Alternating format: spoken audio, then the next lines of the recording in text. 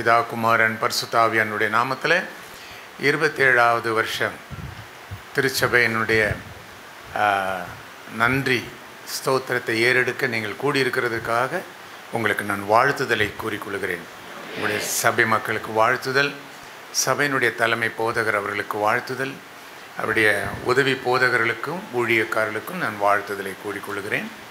ஐயா சொன்னது போல் புதிய முகங்கள் வந்திருக்கலாம், புதிய சபையிலிருந்தெல்லாம் வந்திருக்கலாம். அவங்க எல்லாருக்கும் என்னுடைய வாழ்த்துதலை கூறிக்கொள்கிறேன்.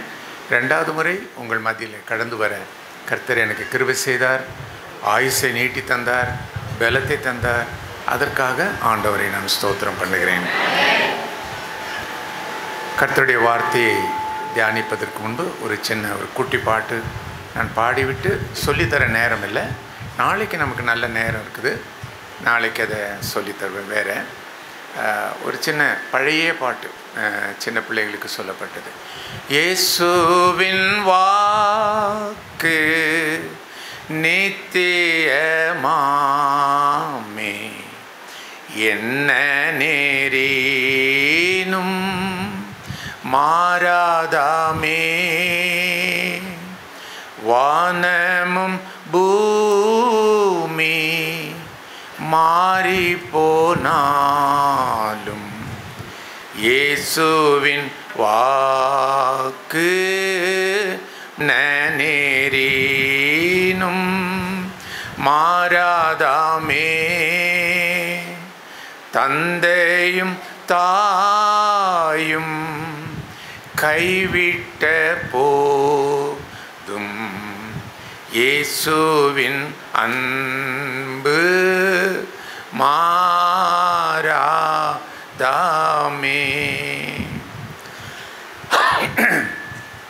ஆண்டவருடைய அன்பு என்றைக்கும் மாறாத அன்பு. எவ்வளோ பெரிய கிருபையும் ஸ்லாக்கியமும் பெற்ற மக்கள் நாம்.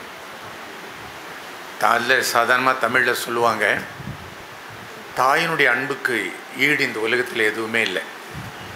தண்ணியை கூட பழிக்கலாம், தாயை பழிக்கக்கூடாதுன்னுவாங்க. ஆனால் அந்த தாயே தன்னுடைய பிள்ளையை மறப்பாள் என்று வேதம் சொல்லுகிறது. இன்றைய பேப்பரெல்லாம் பார்த்தா சொந்த பிள்ளைகளை கொன்ற தாயை பற்றி நிறைய பேப்பரில் வாசிக்கிறோம் இல்லையா? என்ன இருதயத்தை கடினப்படுத்தி கொண்டாங்க, மனதுக்குள்ளே வேறொரு ஆளை காதலித்ததுனாலே கணவனும் பிள்ளைகளும் அதற்கு தடையாக இருக்கிறாங்கன்னு சொல்லி பிள்ளைகளையும் கொன்று கணவனையும் கொன்று மற்றவனோடு ஓடி போன தாய். எப்படிப்பட்ட தாய் பாருங்கள், இந்த உலகத்தினுடைய தாய். ஸோ தாயினுடைய அன்பு கூட மாறலாம்.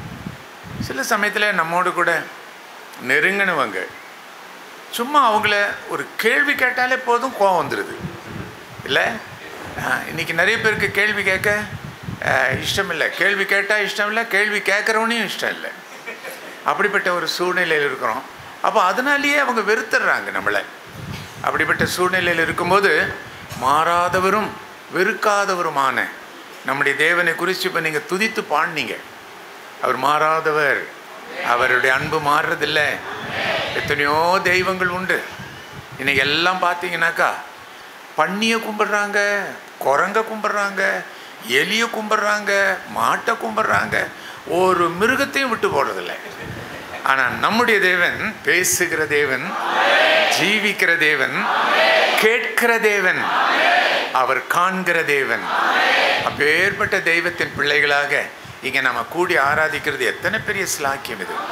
ஆகவே தேவன் உங்களை நேசிக்கிறபடினால தான் இந்த இடத்துல உங்களுக்கென்று ஒரு சபையை உருவாக்கி உங்களை சரியான வசனத்தின் பாதையில் வழிநடத்த ஒரு மேய்ப்பனையும் உருவாக்கி இருக்கிறார். அவருக்கு நாம் நன்றி சொல்ல வேண்டியது கடமை. உங்கள் தனிப்பட்ட முறையிலையும் கூட எனக்குன்னு கொடுத்த திருச்சபைக்காக நன்றி, எனக்குன்னு சரியான வசனத்தில் நடத்துகிற என்னுடைய மேய்ப்பனுக்காக நன்றி ஆண்டவரே என்று சொல்லி தனி ஜபத்திலே நீங்கள் ஸ்தோத்திரம் பண்ணணும். இன்னொரு முறை நான் பாடுறேன், கவனித்து கொள்ளுங்க. இயேசுவின் அன்பு மாறாது. 2வது, தந்தையும் தாயும் கைவிட்ட போதும் இயேசுவின் அன்பு மாறாத. வானம் பூமி ஒழிந்து போனாலும் கர்த்தருடைய வார்த்தை மாறாது. இன்றைக்கி ஒரு மனுஷன் சொல்கிறான், அடுத்த நாள் நான் அப்படி சொல்லவே இல்லைன்னுறான், சத்தியமே பண்ணிடுறான். ஆனால் ஆண்டவர் சொன்னால் சொன்னது தான். வாக்கு மாற தேவன் ஒரு மனிதன் அல்ல அப்படின்னு வேதம் சொல்லுது. இயேசுவின் வாக்கு நித்தியமாமே, என்ன நேரினும் மாறாதாமே. வானமும் பூமி மாறி போனாலும் இயேசுவின் வாக்கு மாறாதாமே. இயேசுவின் அன்பு நித்தியமாம், என்ன நேரினும் மாறாதாமே. தந்தையும் தாயும் கைவிட்ட போதும் இயேசுவின் அன்பு மாறாதாமே.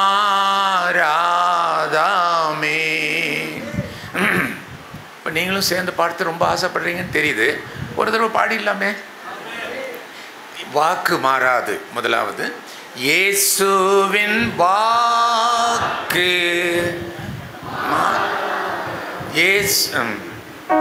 என்ன நேரினும் மாறாதாமே.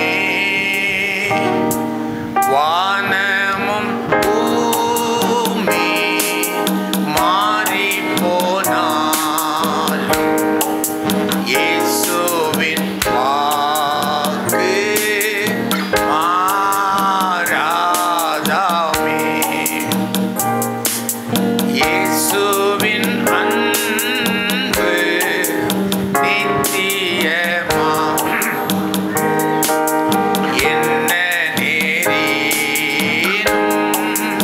மாறாதாமே. தந்தையும்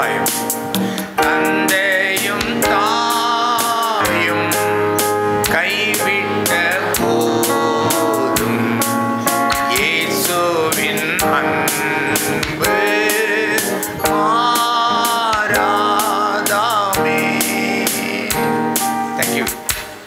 கர்த்தருடைய நாமத்துக்கு மகிமை உண்டாவதாக. யாருக்காவது என்னுடைய பத்திரிகை தேவையானால், என்னுடைய பாடல் CD தேவையானால், மலையாளத்தில், தமிழில், எந்த மொழியில் வேணுமோ உங்களுடைய விலாசத்தை எழுதி என் கையில் கொடுத்தீங்கன்னா, நான் போகிறதுக்குள்ளே கொடுத்தீங்கன்னா உங்களுக்கு அந்த பத்திரிகை இலவசமாக அனுப்பி வைக்கப்படும். அதுக்கு மாத சந்தா எதுவுமே கிடையாது. கடந்த முறை நான் வந்தபோது நிறைய பேர் அட்ரஸ் கொடுத்தாங்க. உங்களுக்கெல்லாம் பத்திரிக்கை வந்தது தானே? எல்லாருக்கும் வந்திருக்கோம். அமைதி சம்மதத்துக்கு அடையாளமா இல்லை எங்களுக்கு கிடைக்கலன்றது அர்த்தமா தெரியல, எப்படி ஒன்று. ஆனால் எல்லாருக்கும் நான் அனுப்பிட்டேன். போன உடனே முதல் வேலையாக யாரெல்லாம் எனக்கு அட்ரஸ் கொடுத்தாங்களோ அத்தனை பேருக்கும் நான் பத்திரிக்கை அனுப்பிட்டேன். இனி யாருக்காவது தேவையானா உங்கள் விலாசத்தை எழுதி கொடுங்க, அனுப்பித்தரேன். முடியலையா என்னுடைய விலாசத்துக்கு நீங்கள் கடிதம் எழுதலாம். உங்கள் முழு விலாசத்தையும் ஃபோன் நம்பரையும் வச்சு எழுதணும். டாக்டர் புஷ்பராஜ், சேலம் 5, டாக்டர் புஷ்பராஜ், சேலம் 5, அவ்வளவே தான் அட்ரஸ். ஏற்கனவே நான் சொன்ன மாதிரி 76 வருஷமாக ஒரே வீட்டில் இருக்கிற ஊழியக்காரன். கர்த்தருடைய பெரிய கிருபை. இப்போது அடியனும் அப்படியே அந்த வயதிலேயே தாண்டி போய் கொண்டிருக்கிறேன். கர்த்தர் எனக்கு சுகத்தையும் பெல்லத்தையும் கொடுத்து ஆயுசையும் நீட்டி தந்திருக்கிறார். அவருக்கே துதி கனம் மகிமை உண்டாவதாக. கர்த்தருடைய வார்த்தைக்கு நாம் கடந்து போகலாம். கண்களை மூடி ஒரு சின்ன ஜெபத்தை செய்து கொள்வோம். எங்களை நேசிக்கிற கர்த்தாவே, எங்களை அழைத்து கொண்டு வந்த தெய்வமே, என்ன நோக்கத்தோடு அழைத்து கொண்டு வந்தீரோ அந்த நோக்கங்கள் முழுவதும் நிறைவேறத்தக்கதாய் எங்களோடு நீர் பேசும் ஆண்டவரே. ஆவியானவர் பேசுகிறதை நாங்கள் கேட்க ஆசையோடு காத்து கொண்டிருக்கிறோம். எல்லா துதி கனம் மகிமை நீர் எடுத்துக்கொள்ளும். இயேசுவின் நாமத்திலே வேண்டிக் கொள்கிறோம் பிதாவே, ஆமென். ஏசாயா தீர்க்கதரிசியின் புஸ்தகம் 43ஆம் அதிகாரம் முதல் வசனத்தில் நீங்கள் வாசிக்கலாம். இப்போதும் யாக்கோபே, உன்னை சிருஷ்டித்தவரும் இஸ்ரவேலே உன்னை உருவாக்கினவருமான கர்த்தர் சொல்லுகிறதாவது. போதும். அப்போ யாக்கோபாக சிருஷ்டித்தார், இஸ்ரவேலாக உருவாக்கினார். சிருஷ்டித்தது ஒன்று, உருவாக்குனது மற்றொன்று. ஆண்டவருடைய சிருஷ்டிப்பில் எந்த தவறும் யாருமே பார்க்கவே முடியாது. இந்த ரெண்டு வேலை எதுக்காக ஆண்டவருக்கு? சிருஷ்டிக்கும் போதே சரியானபடி சிருஷ்டிச்சிருக்கலாமே. இந்த ரெண்டாவது தடவை என்னத்துக்கு உருவாக்குற வேலை? எரேமியா சொல்லுகிறார், குயவனுடைய கையில் இருக்கிற மண் கெட்டு போயிற்று, ஆகவே திரும்பவும் அதை குழைத்து அதை உருவாக்க வேண்டியது அவசியமானது. அவனுடைய இஷ்டத்துக்கு அந்த ஷேப்பில் அந்த களிமண் வரல. நல்லா தான் அந்த மண்ணை அவர் செஞ்சார். அதை சக்கரத்தில் வச்சு அந்த மண்ணை வச்சு எவ்வளோ அகலத்துக்கு அந்த கழுத்து எவ்வளோ அகலம் இருக்கணும் அதெல்லாம் வச்சு அந்த கையிலேயே அவருடைய ஒழுங்கின்படி உருவாக்க ஆசைப்பட்டார். ஆனால் அது கோணலும் மாணலுமாக வந்துருச்சு. ஆகவே என்ன பண்ணிட்டார், உடனே திருப்பியும் அந்த மண்ணை அப்படியே போட்டு குழைச்சி திருப்பியும் பிசைஞ்சு திருப்பியும் உருவாக்க வேண்டியது அவசியமானது. அப்போ அது கெட்டு போகலைன்னா ரெண்டாவது தடவை அது உருவாக்க வேண்டிய அவசியம் இல்லை. ஆனால் ஆண்டவருடைய சிருஷ்டிப்பில் எப்போவுமே எல்லாம் நல்லா சிருஷ்டிக்கிறோன்னு அவருக்கு பேரே உண்டு. பிரசங்கனுடைய புஸ்தகம் 3ஆம் அதிகாரம் 11வது வசனத்தில், he made it everything beautifully and his own time. அதின் காலத்தில் நேர்த்தியாய் செய்கிறவர். மலையாளத்தில் பங்கியாய் செய்யுந்தவன், ரொம்ப அழகாக செய்கிறவர், நேர்த்தியாக செய்கிறவர் அப்படின்னு தான் ஆண்டவருக்கு பேரே. அப்படி இருக்கும்போது எப்படி இப்படி கெட்டு போகும்? ஆண்டவர் செய்கிற எல்லா காரியத்திலுமே ரொம்ப நல்லா இருக்கும். அதனுடைய சிருஷ்டிப்பில் யாருமே குற்றம் சொல்ல முடியாது. ஆனால் ஒன்று, ஆதியாகமம் 1 அதிகாரம் 1 வசனம் வாசிச்சு பாருங்க. ஆதியிலே தேவன் வானத்தையும் பூமியும் சிருஷ்டித்தார். அப்புறம் பூமியானது ஒழுங்கீனமும் வெறுமையுமாயிருந்தது. இது எப்படிங்க? இது ஆண்டவர் வானத்தையும் பூமியும் சிருஷ்டிச்சிட்டாரு. அடுத்த வார்த்தையை சொல்லுது, பூமி ஒழுங்கீனமாக போயிடுச்சு, வெறுமையாக போயிடுச்சு. மலையாளத்தில் சூன்யமாய் போய். ஒழுங்கீனமாக எப்படி போகும்? அவருடைய சிருஷ்டிப்பு தான் நல்ல சிருஷ்டிப்பாச்சு, அப்புறம் எப்படி ஒழுங்கீனமாக போகும்? ஆண்டவருடைய சிருஷ்டிப்பில் தவறுகள் நடக்கவே நடக்காதுங்க, நிச்சயமாக நடக்காது. ஆனால் ஒரு சிலது உண்டு. யாத்திராகமம் புஸ்தகம் 4ஆம் அதிகாரம் 10-11, முடவனை உண்டாக்கினதும் நான் தான், குருடனை உண்டாக்கினதும் நான் தான். இது ஆண்டவரே ஒத்துக்கிறார். பிறவிலேயே கண் பார்வை இல்லாத குருடர்கள் நிறைய பேர் இருக்கிறாங்க. அதே மாதிரி மூளை வளர்ச்சி இல்லாத குழந்தைங்க பிறக்கிறது எத்தனையோ வீட்டுகளில் நம்ம பார்க்குறோம். அப்போ ஆண்டவர் சொல்கிறார், இதெல்லாம் நான் தான் காரணன்றார். ஏன் ஆண்டவர் இப்படி செய்கிறாரு? பிறப்பிலேயே கண்ணு தெரியாமல் அவன் வளர்ந்து குழிலையும் மேட்லேயும் உளுந்து எந்திரிச்சு போகிறத பார்த்து ரசிப்பதற்காக கர்த்தர் அப்படி செய்கிறாரு. ஆனால் இந்த இடத்துல அந்த காரணம் நம்ம வாசிக்க முடியாது. புதிய ஏற்பாட்டில் அதுக்கு காரணம் தெளிவாக தெரிய ஆரம்பிச்சிருச்சு. அங்கே கேட்குறாங்க, பிறவி குருடனை பார்த்து கேட்குறாங்க, ஆண்டவரே இந்த பிறவி குருடன் இவன் செஞ்ச பாவத்தினால் இப்படி பிறந்தானா, இவங்க அப்பா அம்மா செஞ்ச பாவத்தினால் இப்படி பிறந்தானா? அப்போ ஆண்டவர் சொல்கிறார், இவன் பாவமும் இல்லை, அவங்க அப்பா அம்மா பாவமும் இல்லை, தேவனுடைய நாமம் மகிமைப்படுறதுக்காக அவன் அப்படி பிறந்தான். பிறக்கும் போதே அப்படி பிறந்துட்டான். ஆனால் இது எல்லா குருடருக்கும் அப்ளிகேபிள் அல்ல, எல்லா குருடருக்கும் இது ஒத்து போகாது. நிறைய குருடங்க இருக்கிறாங்க, அவங்க எல்லாம் தேவனுடைய மகிமைக்காக தான் பிறந்தாங்க அப்படி சொல்ல முடியாது. பர்டிகுலராக ஸ்பெசிஃபிக்காக இந்த குருடனை பற்றி மாத்திரமே தான் ஆண்டவர் சொல்கிறார். இவன் இப்படி பிறப்பிக்கப்பட்டது, இதுக்கு பின்னாடி ஒரு பெரிய மகிமை ஒன்று செய்ய போகிறார், அதை இவர் மனதில் வச்சுட்டு தான் சொல்கிறார். இது தேவனுடைய நாம மகிமைப்படுறதுக்காக தான் இவன் இப்படி பிறப்பிக்கப்பட்டான். மற்ற குருடர்கள் அது தெரியாது. ஆனால் அதுக்கெல்லாம் சில காரணங்கள் கண்டிப்பாக இருக்கும். காரணம் இல்லாமல் யாருடைய குடும்பத்திலும் அப்படி வரவே வராது. நிறைய காரணங்கள் இருக்குதா. அது ஆண்டவருடைய பிறப்பில் கர்ப்ப சிதைவினால இப்படி ஒரு குழந்தை பிறந்துச்சுனாக்கா, மூளை வளர்ச்சி இல்லாத குழந்தை இப்படிலாம் பிறந்துச்சுன்னா அதுக்கு காரணம் கர்த்தர் நான் தான் அப்படின்றார்.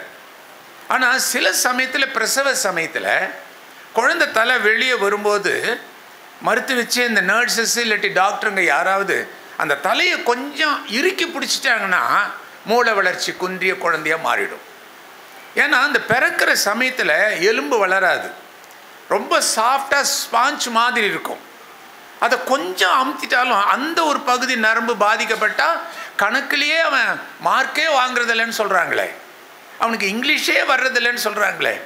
இப்படி சில பாதிப்புகள் ஏற்படும். சிலருக்கு மூளை வளர்ச்சியே கிடையாது. 30 வயசு வந்தாலும் கையில் எடுத்து சாப்பிட தெரியாது, ஜொல்லு ஒழுகிட்டு கிடக்கும், தன்னுடைய உடம்பை கழுவ அதுக்கு தெரியாது. இது மூளை வளர்ச்சி குன்றிய குழந்தை. இது யாருனால ஏற்பட்டது? நர்ஸினால, மருத்துவச்சினால, டாக்டர்களுடைய அலட்சியத்தினால இது ஏற்பட்டது. ஆனால் இது கர்த்தருக்கும் அதுக்கும் சம்பந்தம் இல்லை. ஆனால் கர்ப்பத்தில் இருக்கும் போதே கர்ப்ப சிதைவு ஏற்பட்டு ஒரு குழந்தை குருடனாகவோ ஒரு குழந்தை வெளியே வரும்போது மூளை வளர்ச்சி இல்லாததாகவோ பிறந்ததுன்னா அதுக்கு கர்த்தர் தான் காரணம். அது சில சமயத்தில் அதுக்கெல்லாம் ஒரு நோக்கம் இருக்கிறது.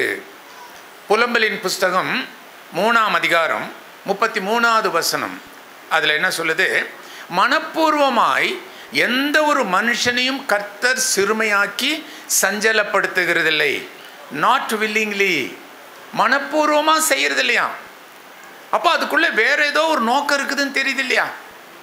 ஏன்னா அவருக்கு நோக்கம் இல்லாமல் அந்த வார்த்தையை உபயோகிக்க மாட்டார்.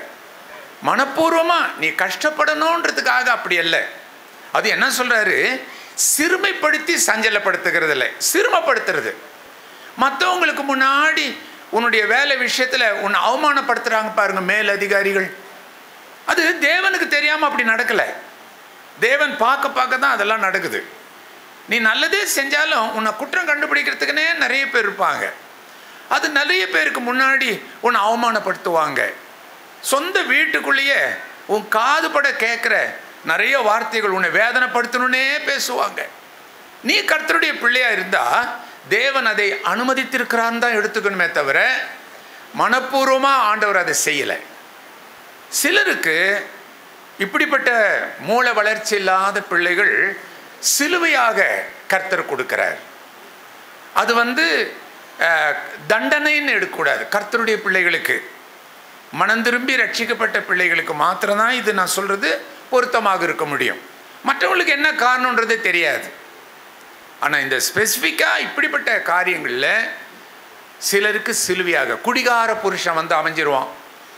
அப்போ இது என்ன, இது இப்படி இருக்குது, நான் கர்த்தருடைய பிள்ளை, நான் இப்படி கேட்கலையே, கல்யாணத்துக்கு ஆனதுக்கு அப்புறம் தான் தெரியும் அவனுக்கு சின்ன வீடு ஒன்று இருக்குதுன்னு, கல்யாணம் ஆனதுக்கு அப்புறம் தான் தெரியும் இவன் ராத்திரில மாத்திரம் தண்ணி போடுவான்னு சொல்லி எத்தனை பேர் அப்படி சொல்கிறாங்க இல்லையா? அப்போ அழுது ஜெபிப்பாங்க. அது உனக்கு சிலுவையாக இருக்கலாம். நீ கர்த்தருடைய பிள்ளை, நீ ரட்சிக்கப்பட்ட, உனக்கு அப்படி அமைஞ்சு இருக்குது. அவனவன் தன் சிலுவையை எடுத்து என்னை பின்பற்றாதவன் எனக்கு பிரியமானவன் அல்ல. அப்போ ஒவ்வொருத்தனுக்கும் ஒவ்வொரு விதமான சிலுவை இருக்குது.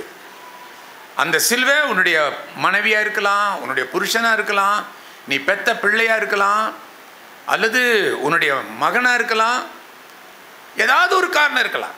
இவைகளை சுமந்துக்கிட்டு தான் நீ என்னுடைய பிள்ளையா சாட்சியோட வாழணுன்றது தேவனுடைய சித்தமாக இருந்தால் நீ அதை சுமந்து தான் தீரணும். ஆண்டவரே இதை எடுத்துருன்னாக்கா உன் பிள்ளை செத்துரும், எடுத்துருன்னா உன் புருஷன் செத்துருவான். தாங்கக்கூடிய பலத்தை தாரும். இன்னும் எவ்வளோ நாளைக்கு சகிக்கணுமோ அந்த சகிக்கக்கூடிய பலத்தை எனக்கு தாரும். அப்படி தான் நம்ம கேட்கணுமே தவிர ஏன் இந்த சிலுவை, ஏன் இந்த பாரம் அப்படி கேட்கக்கூடாது. ஏன்னா நீ கர்த்தருடைய பிள்ளை. நெருக்கத்தின் பாதை தான் கர்த்தர் நமக்கு வச்சிருக்கிறார். சிலுவையின் பாதை தான் நம்முடைய கர்த்தர் நமக்கு வச்சிருக்கிறார். விசாலமான பாதையை கர்த்தர் நமக்கு வைக்கல. நம்முடைய தேவன் கொஞ்சம் வித்தியாசமான தேவன். இந்த நெருக்கத்தின் பாதையில் நீ வந்தா நித்தியமான சுகத்தை நீ அனுபவிக்கலாம். அங்கே அதுதான் நித்தியம். இதெல்லாம் டெம்பரவரி, சில மாதம் சில வருஷம்தான். ஆனால் நிலையான சந்தோஷத்தை அனுபவிக்கணும்னா இந்த நெருக்கத்தின் பாதையை நீ அக்செப்ட் பண்ணி தான் ஆகணும், ஏற்றுக்கொண்டு தான் ஆகணும். மனப்பூர்வமாய் எந்த ஒரு மனுஷனையும் கர்த்தர் சிறுமையாக்கி சஞ்சலப்படுத்துகிறதில்லை. அப்போது சில காரியம் நமக்கு தெரியும், சில காரியம் நமக்கு தெரியாது. ஏன் இப்படி வந்தது, எப்படி ஏன் இந்த வியாதி வந்தது, நான் தான் கர்த்தருடைய பிள்ளையாச்சே அப்படிலாம் நம்ம சொல்லலாம். ஆனால் கர்த்தருக்கு தெரியாமல் நம்ம வாழ்க்கையில் எதுவுமே நடக்கிறதில்லை. யாக்கோபில் 1ஆம் அதிகாரத்தில் சொல்லுறப்படாரும் தீமையினாலே கர்த்தர் யாரையுமே சோதிக்கிறதில்லை, அவர் எல்லாவற்றையுமே அவர் அறிந்து வைத்திருக்கிறார். அப்போது சிலருக்கு அந்த தீமையை அனுமதிக்கிறார், அந்த வியாதியை அனுமதிக்கிறார், அந்த தோல்வியை அனுமதிக்கிறார். கொடுக்கிறார் அல்ல, கொடுக்கிறது வேற அர்த்தம், அனுமதிக்கிறது வேற அர்த்தம். ஆகவே தேவன் ஒரு நோக்கத்தோட இதை அனுமதிக்கிறார். சிலது நமக்கு புரியும், சிலது நமக்கு புரியாது. அப்போ ஆதியாகமம் 22ஆம் அதிகாரம் 1 வசனத்தில் ஆபிரகாமை தேவன் சோதித்தார். இங்கே யாக்கோபில் சொல்கிறாரு அவர் சோதிக்கிறது இல்லைன்னு சொல்கிறாரு, ஆனால் இங்கே சொல்கிறாரு நான் சோதிக்கிறேன்னு சொல்கிறார். அப்போ அதுக்கு நோக்கம் இருக்குது, அவனுடைய விசுவாசத்தினுடைய எல்லையை பார்க்கறதுக்காக கர்த்தர் அது மாதிரி செய்யலாம். ஆகவே இப்படிப்பட்ட காரியங்களை தவிர மற்றது எதுவுமே அவருடைய சிருஷ்டிப்பில் யாரும் குற்றம் சொல்ல முடியாது. அவருடைய சிருஷ்டிப்பு எல்லாமே நல்ல சிருஷ்டிப்பு. சிலது இப்படிப்பட்ட வித்தியாசமாக இருக்குமானா அது தேவனுடைய ஒரு நோக்கமாக இருக்கும், அது அனுமதிக்கப்பட்டதாக இருக்கும், அதுக்குள்ளே சில ரகசியங்கள் பொதிந்திருக்கும், அது நமக்கு தெரியாது. தெரியாததை நம்ம விட்டுறது நல்லது. அதே புலம்பல் 3ஆம் அதிகாரம் 28வது வசனத்தில் அவரே அதை தன்மேல் வைத்தார் என்று சொல்லி அவன் மௌனமாயிருக்க கடவன். பேசினா சில சமயத்தில் முறுமுறுத்துருவோம், பேசாமல் விட்டுறணும். அவர் தெரியாமல் எதுவுமே நடக்கலையே, அவர் பார்க்க தானே இதெல்லாம் என் வீட்டில் நடந்தது, அப்படி மௌனமாக இருந்துட்டோன்னா நல்லது. ஆனால் முறுமுறுத்தோன்னா ஆண்டவருக்கு அது ரொம்ப வேதனை ஆகிடும். என்ன புரிஞ்சுக்கிட்டும் கூட இவ முறுமுறுக்கிறாளே, ஏன் இப்படி, ஏன் எனக்கு மாத்திரம் இப்படி, ஏன் எனக்கு மாத்திரம் இப்படின்னு இவன் இப்படி சோர்ந்து போகிறானே, என்னை பற்றி தெரியும், என் வசனத்தை பற்றி தெரியும். ஆகவே கர்த்தருடைய பிள்ளைகள் வசனத்தை நன்றாக தெரிஞ்சவங்க, தேவனை நன்றாக புரிந்து கொண்டவர்கள் துன்பத்தின் நடுவிலும் துதிக்க கற்றுக்கொள்வார்கள். அதனால தான் ஜெயிலிருந்து பவுல் ஸ்தோத்திர பாட்டை பாட முடிஞ்சது. ஆண்டவரை நல்லா புரிஞ்சுக்கிட்டான், ஏன் கேட்கவே கேள்வி கேட்கல. ஆகவே உன்னுடைய தோல்விக்கு, உன்னுடைய ஏமாற்றத்துக்கு, உன்னுடைய வியாதிக்கு ரட்சிக்கப்பட்ட உனக்கு, மற்றவங்களுக்கு அல்ல, அது தண்டனையினால் வந்தது. ஆனால் ரட்சிக்கப்பட்ட நமக்கு அப்படிப்பட்ட பிரச்சனைகள் எது வந்தாலும் சரி அது தேவன் அனுமதித்தது, அதை தாங்கக்கூடிய பலத்தை தாருன்னு சொல்லலாம். ஆகவே இப்படிப்பட்ட சில காரியங்கள் மாத்திரம்தான் ஆண்டவருடைய சிருஷ்டிப்பில் நம்ம குறைய கண்டுபிடிக்கலாம். ஆனால் மற்றதில் அவருடைய சிருஷ்டிப்பு எல்லாமே நல்லது தான். இப்போ ஆதியிலே தேவன் வானத்தையும் பூமியும் உண்டாக்கினார். அடுத்த வார்த்தை சொல்லுது பூமி வெறுமையாயிற்று, ஒழுங்கீனமாயிற்று. எப்படி ஆச்சு? இதுக்கு என்ன பதில்? இது எப்படி நம்ம கண்டுபிடிக்கிறது? ஏன்னா சிருஷ்டிச்ச உடனேயே ஒரு இடைவெளி கூட இல்லாமல் பூமி ஒழுங்கீனமாக மாறிடுச்சுனாக்கா இதுக்கு மத்தியில் ஏதோ நடந்திருக்குது. அது என்னன்றது கண்டுபிடிச்சாதான் ஏன் பூமி ஒழுங்கீனமாக மாறிச்சுன்றது நம்ம தெரிஞ்சிக்க முடியும். இப்போ அதுக்கு மத்தியில் என்ன நடந்ததுன்றதை எப்படி கண்டுபிடிக்கிறது? பைபிளில் எந்த சந்தேகம் வந்தாலும் பைபிள்லே தான் தேடுன்றார், வேறு எதில் தேடினாலும் சரி. அதனால தான் நான் அந்த காலத்துலேருந்தே இந்த காமெண்ட்ரி, கன்கார்டன்சி இதெல்லாம் நான் பார்க்குறதே இல்லை. ஏன்னா அவங்களுடைய தாட் எனக்குள்ளே வந்துடக்கூடாதுன்றது பயத்தில் நான் அதை பார்க்குறதில்ல. பார்க்குறது நல்லது, அபிப்பிராயங்கள் வித்தியாசங்கள் எல்லாம் நம்ம தெரிஞ்சுக்கலாம். ஒரே ஒரு விஷயத்துக்கு மாத்திரமே காமெண்ட்ரி நான் பார்த்தேன், இந்த அந்நிய பாஷை பற்றி உள்ள விஷயம். அதை மாத்திரமே ஒவ்வொருத்தருடைய அபிப்பிராயம் என்ன, அவங்க எந்த வசனத்தை நோட் பண்ணி அப்படி சொல்கிறாங்க அப்படின்றத புஸ்தகமாக எழுதுறதுக்காக மாத்திரம்தான் நான் அந்த காமெண்ட்ரி பார்த்தனே தவிர மற்ற எந்த விஷயத்துக்கும் நான் காமெண்ட்ரி பார்த்தது கிடையாது. அதே மாதிரி டிக்ஷனரியும் அந்த மாதிரி பார்த்தது கிடையாது. ஏன் அதை சொல்கிறேன்னாக்கா, நாம் இந்த மற்றவங்களுடைய அபிப்பிராயம் நமக்குள்ளே வந்து விடாதபடி இருக்க ஆவியானவர் என்னோடையும் பேச முடியும், வசனத்தின் வழியாக அதை விளக்கி. அப்போ அதை எப்படி தான் இந்த விஷயத்தை நம்ம புரிஞ்சு கொள்வது? இப்போது கர்த்தருடைய வசனத்தை இதை புரிஞ்சுக்கணுன்னா ஒருத்தர் எழுதுகிறாரு, பைபிளில் எந்த சந்தேகம் வந்தாலும் பைபிள்லேயே தேடு, அதில் பதில் கிடைக்கும்ன்றார். அது உண்மைதான். ஏன்னா எழுதினவர் ஆவியானவர் தான், அவரே தான் அதை சொல்லித்தரணும். அப்போ அதுலேயே தேடுன்றார். சரி, அப்படி தேடுறதா இருந்தால் இந்த பைபிளை கொண்டு போய், பைபிளை சொல்லுது, ஏசாயா தீர்க்கதரிசியின் புஸ்தகம் 29ஆம் அதிகாரம் 11-12 வசனத்தை நீங்கள் வாசிச்சிங்கனாக்கா, வாசிக்க தெரிந்தவனிடத்தில் இதை கொண்டு போய் கொடுத்தால் அவன் சொல்வானா, எனக்கு இது வாசிக்க தெரியும், ஆனால் இது முத்திரையிடப்பட்டிருக்குது, இதனுடைய அர்த்தம் சொல்ல தெரியாது. வாசிக்க தெரியுன்றான், ஆனால் அர்த்தம் சொல்ல தெரியாதுன்றான். அடுத்த வார்த்தை சொல்லுது, வாசிக்க தெரியாதவனிடத்தில் கொண்டு போய் கொடுத்தாலும் அவன் என்ன சொல்லுவான், என்ன நக்கலா, எனக்கு தெரியாதுன்னு உனக்கு தெரியும், எழுத படிக்க தெரியாதுன்னு தெரியும், என்கிட்ட கொண்டு வந்து இதை நீட்டுற? அப்போ யார்கிட்ட தான் கொண்டு போய் நீட்டுறது? இதை வாசிக்க தெரிந்தவனும் ஆனால் இது தெரியலேன்றான். இப்போது இஸ்லாமியர்களுடைய பள்ளி வாசலில் மதரசான்னு சொல்லிட்டு ஒரு ஸ்கூல் ஒன்று இருக்கும். ஒவ்வொரு பள்ளி வாசல்லையும் நீங்கள் பார்க்கலாம். சின்ன பிள்ளையிலேயே அந்த பிள்ளைங்களுக்கு குரானை படிக்கிறதுக்கு, குரானை வேறு எந்த பாஷையிலும் படிச்சிடக்கூடாது, அது அரபி பாஷையில் தான் படிக்கணும். அதுக்காக அந்த பிள்ளைங்களை சின்ன வயசுலேயே ஸ்கூலுக்கு அனுப்புறதுக்கு முன்னாடி மதரசாவுக்கு அனுப்பி விட்ருவாங்க. அதில் அவங்களுக்கு அரபி பாஷையை கற்றுக் கொடுத்து அந்த குரானை வாசிக்கிற அளவுக்கு கற்றுக் கொடுத்த உடனே அந்த பிள்ளைகளை மற்ற ஸ்கூலுக்கு அனுப்பி விட்ருவாங்க. இப்போ இவனுக்கு தான் அரபி பாஷை தெரியுது, குரானும் வாசிக்க தெரியுது. எனக்கு சவுதியிலேருந்து அரபு பாஷையிலே ஒரு ஷேக் ஒரு லெட்டர் எழுதியிருக்காங்க வச்சுக்கோங்க, அதை கொண்டு போய் நான் கொடுக்குறேன். எப்போ நீ தான் குரான்லாம் அரபி பாஷையில் வாசிக்கிறியே, இதை கொஞ்சம் வாசின்னா, வாசிக்க தெரியுங்க, அர்த்தம் சொல்ல தெரியாதுன்னுவான்.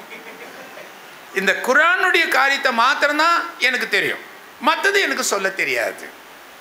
இது எப்படி இருக்குது? ஆண்டவரை கூட என்ன சொன்னாங்க, அவர் கல்லாதவராக இருந்தும் இவ்வளவு ஆழமாக பேசுகிறாரு அப்படின்னு தான் சொன்னாங்க. அப்போது அவரை பற்றி என்ன சொல்லுவாங்க, கல்லாதவர், படிக்காதவர். ஆனால் இவருக்கு எப்படி இவ்வளோ ஞானம்?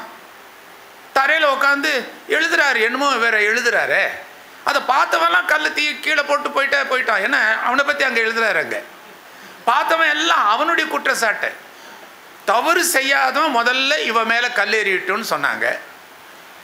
அவன் கல்லை வச்சுட்டு பார்க்குறான். ஆனால் இவர் குமிஞ்சத்தில் நிமிராமல் தரையில் எழுத இவன் பார்க்குறவனுக்கு தெரியுது எல்லாம் தன்னை பற்றி தான் எழுதிட்டு இருக்கிறாங்கன்னு. அவன் கல்லை கீழே போட்டு அவன் போயிட்டான். அப்போது கல்லாதவருக்கு இது எப்படி அவருக்கு தெரியும்? அந்த காலத்தில் யூதர்களுடைய வழக்கம் இருக்குது, நியாயப்பிரமாண புஸ்தகங்கள் 10 கற்பனைகள் வாசிக்க அரமிய பாஷை எபிரேய பாஷையை வாசிக்கக்கூடிய அளவுக்கு அதை சொல்லி தருவாங்க. அதுக்கு மேலே அவருக்கு தெரியாது, அவர் எந்த ஸ்கூலுக்கும் போனதில்லை. ஆனால் அதுக்குள்ளேயே அந்த கத்தோலிக்க சபையில் டேப் தங்கையான்னு ஒரு ஆள், அவர் ஒரு பாட்டு பண்ணலை, கேளுங்கள் தரப்படும், தட்டுங்கள் திறக்கப்படும் இல்லையா? அந்த பாட்டில் அவர் சின்ன வயதில் ஆரம்ப பள்ளிக்கூடத்தில் படித்தார் இல்லையா அப்படின்னு அந்த பாட்டில் வருது. இவர் என்னமா இவர் கொண்டு போய் ஸ்கூலில் சேர்த்த மாதிரி அப்படி ஒரு வார்த்தை அந்த பாட்டில் வருது. ஆரம்ப பள்ளிக்கூடத்தில் படித்தார்.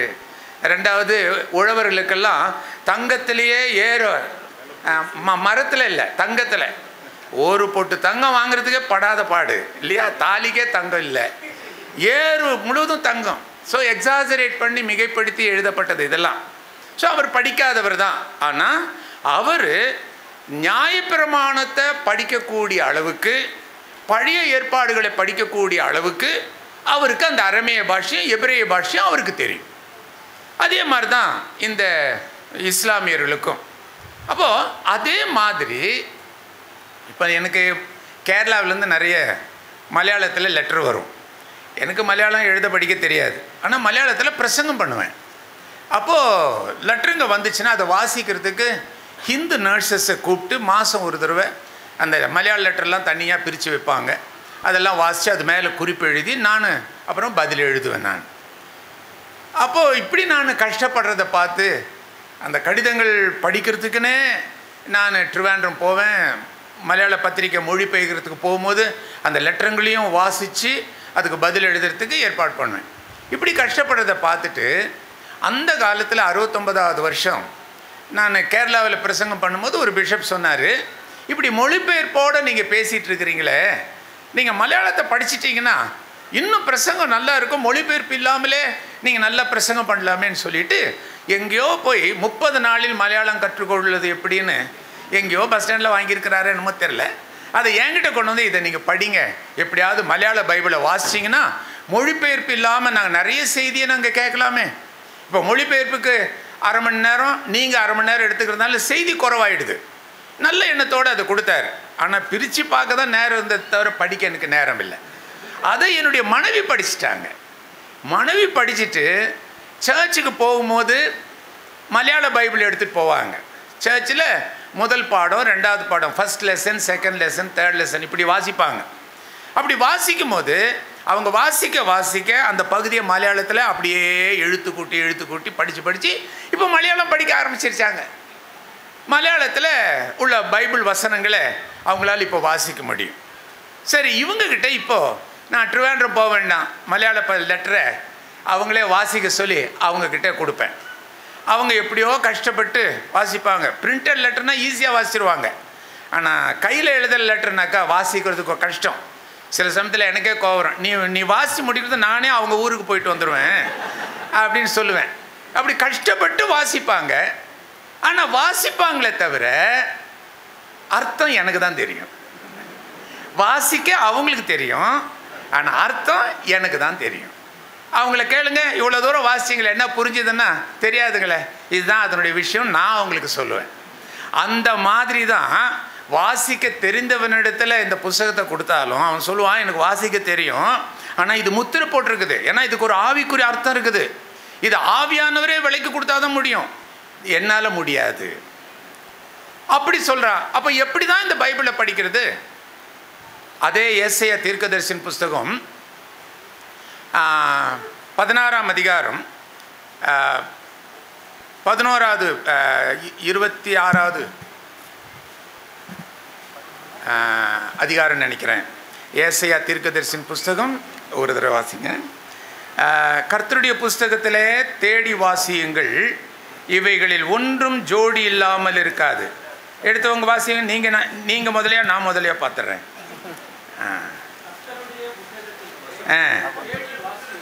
எத்தனாவது அதிகாரம்?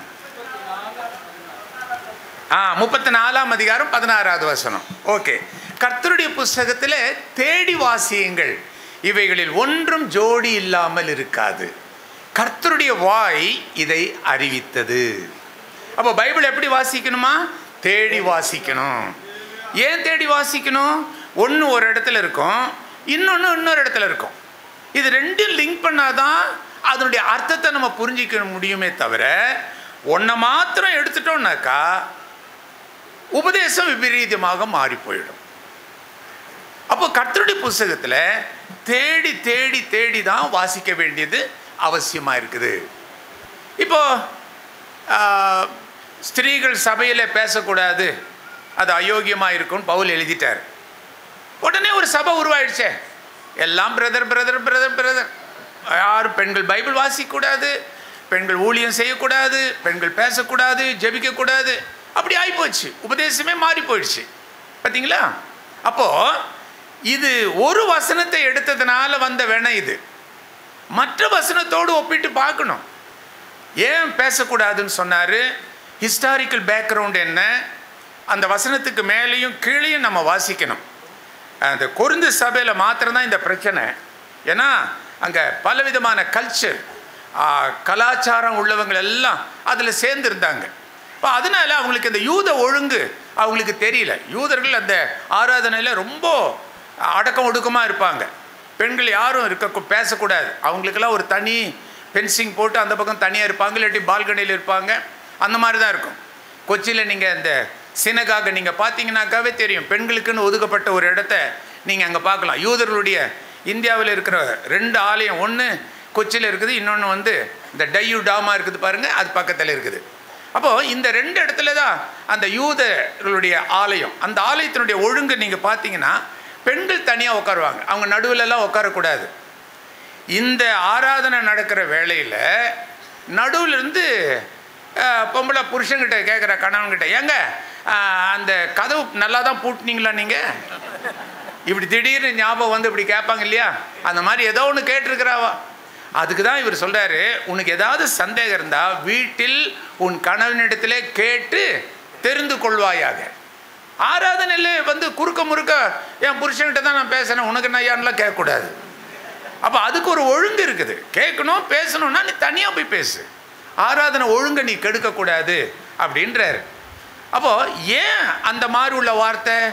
எதுக்காக பெண்கள் பேசக்கூடாது, பெண்கள் பேசுறது தவறு, ஊழியம் செய்கிறது தவறுன்னு பைபிள் ஒரு இடத்துலையும் சொல்லலை. ரோமருக்கு எழுதின இப்போ 16ஆம் அதிகாரம் முழுவதும் வாசிச்சு பாருங்க, எல்லாம் பெண் ஊழியக்காரிகளை பற்றியே போட்டிருக்கிறத நீங்கள் பார்க்கலாம். சூசன்னாலை வாழ்த்துங்கள், மரியாளை வாழ்த்துங்கள், பிரிஸ்கில்லா வாழ்த்துங்கள், என் ஊழியத்தில் அவள் என் தோளே கொடுத்தா, லிதியா தன்னுடைய வீட்டையே ஆராதனைக்கு திறந்து கொடுத்தா. இப்படி நிறைய பேர் திருச்சபைகளை உருவாக்கி இருக்கிறாங்க பெண்கள். ஆண்டவர் சுவிசேஷத்தை அறிவிக்கும் போதே முதல்ல பெண்களுக்கு தான் சொல்லி அனுப்பிச்சார். யோவான் இருந்தார், பேதர் இருந்தார், அவங்ககிட்டலாம் சொல்லி அனுப்பவே இல்லை. ஆகவே இப்படிப்பட்ட காரியத்தில் கர்த்தர் பெண்களையும் ஊழியத்தில் இணைத்து கொண்டார். ஆனால் மெய்ப்பன் ஸ்தானம் பெண்களுக்கு கொடுக்கக்கூடாது. அதுதான் வேதம் நமக்கு திட்டவட்டமாக சொல்லுது.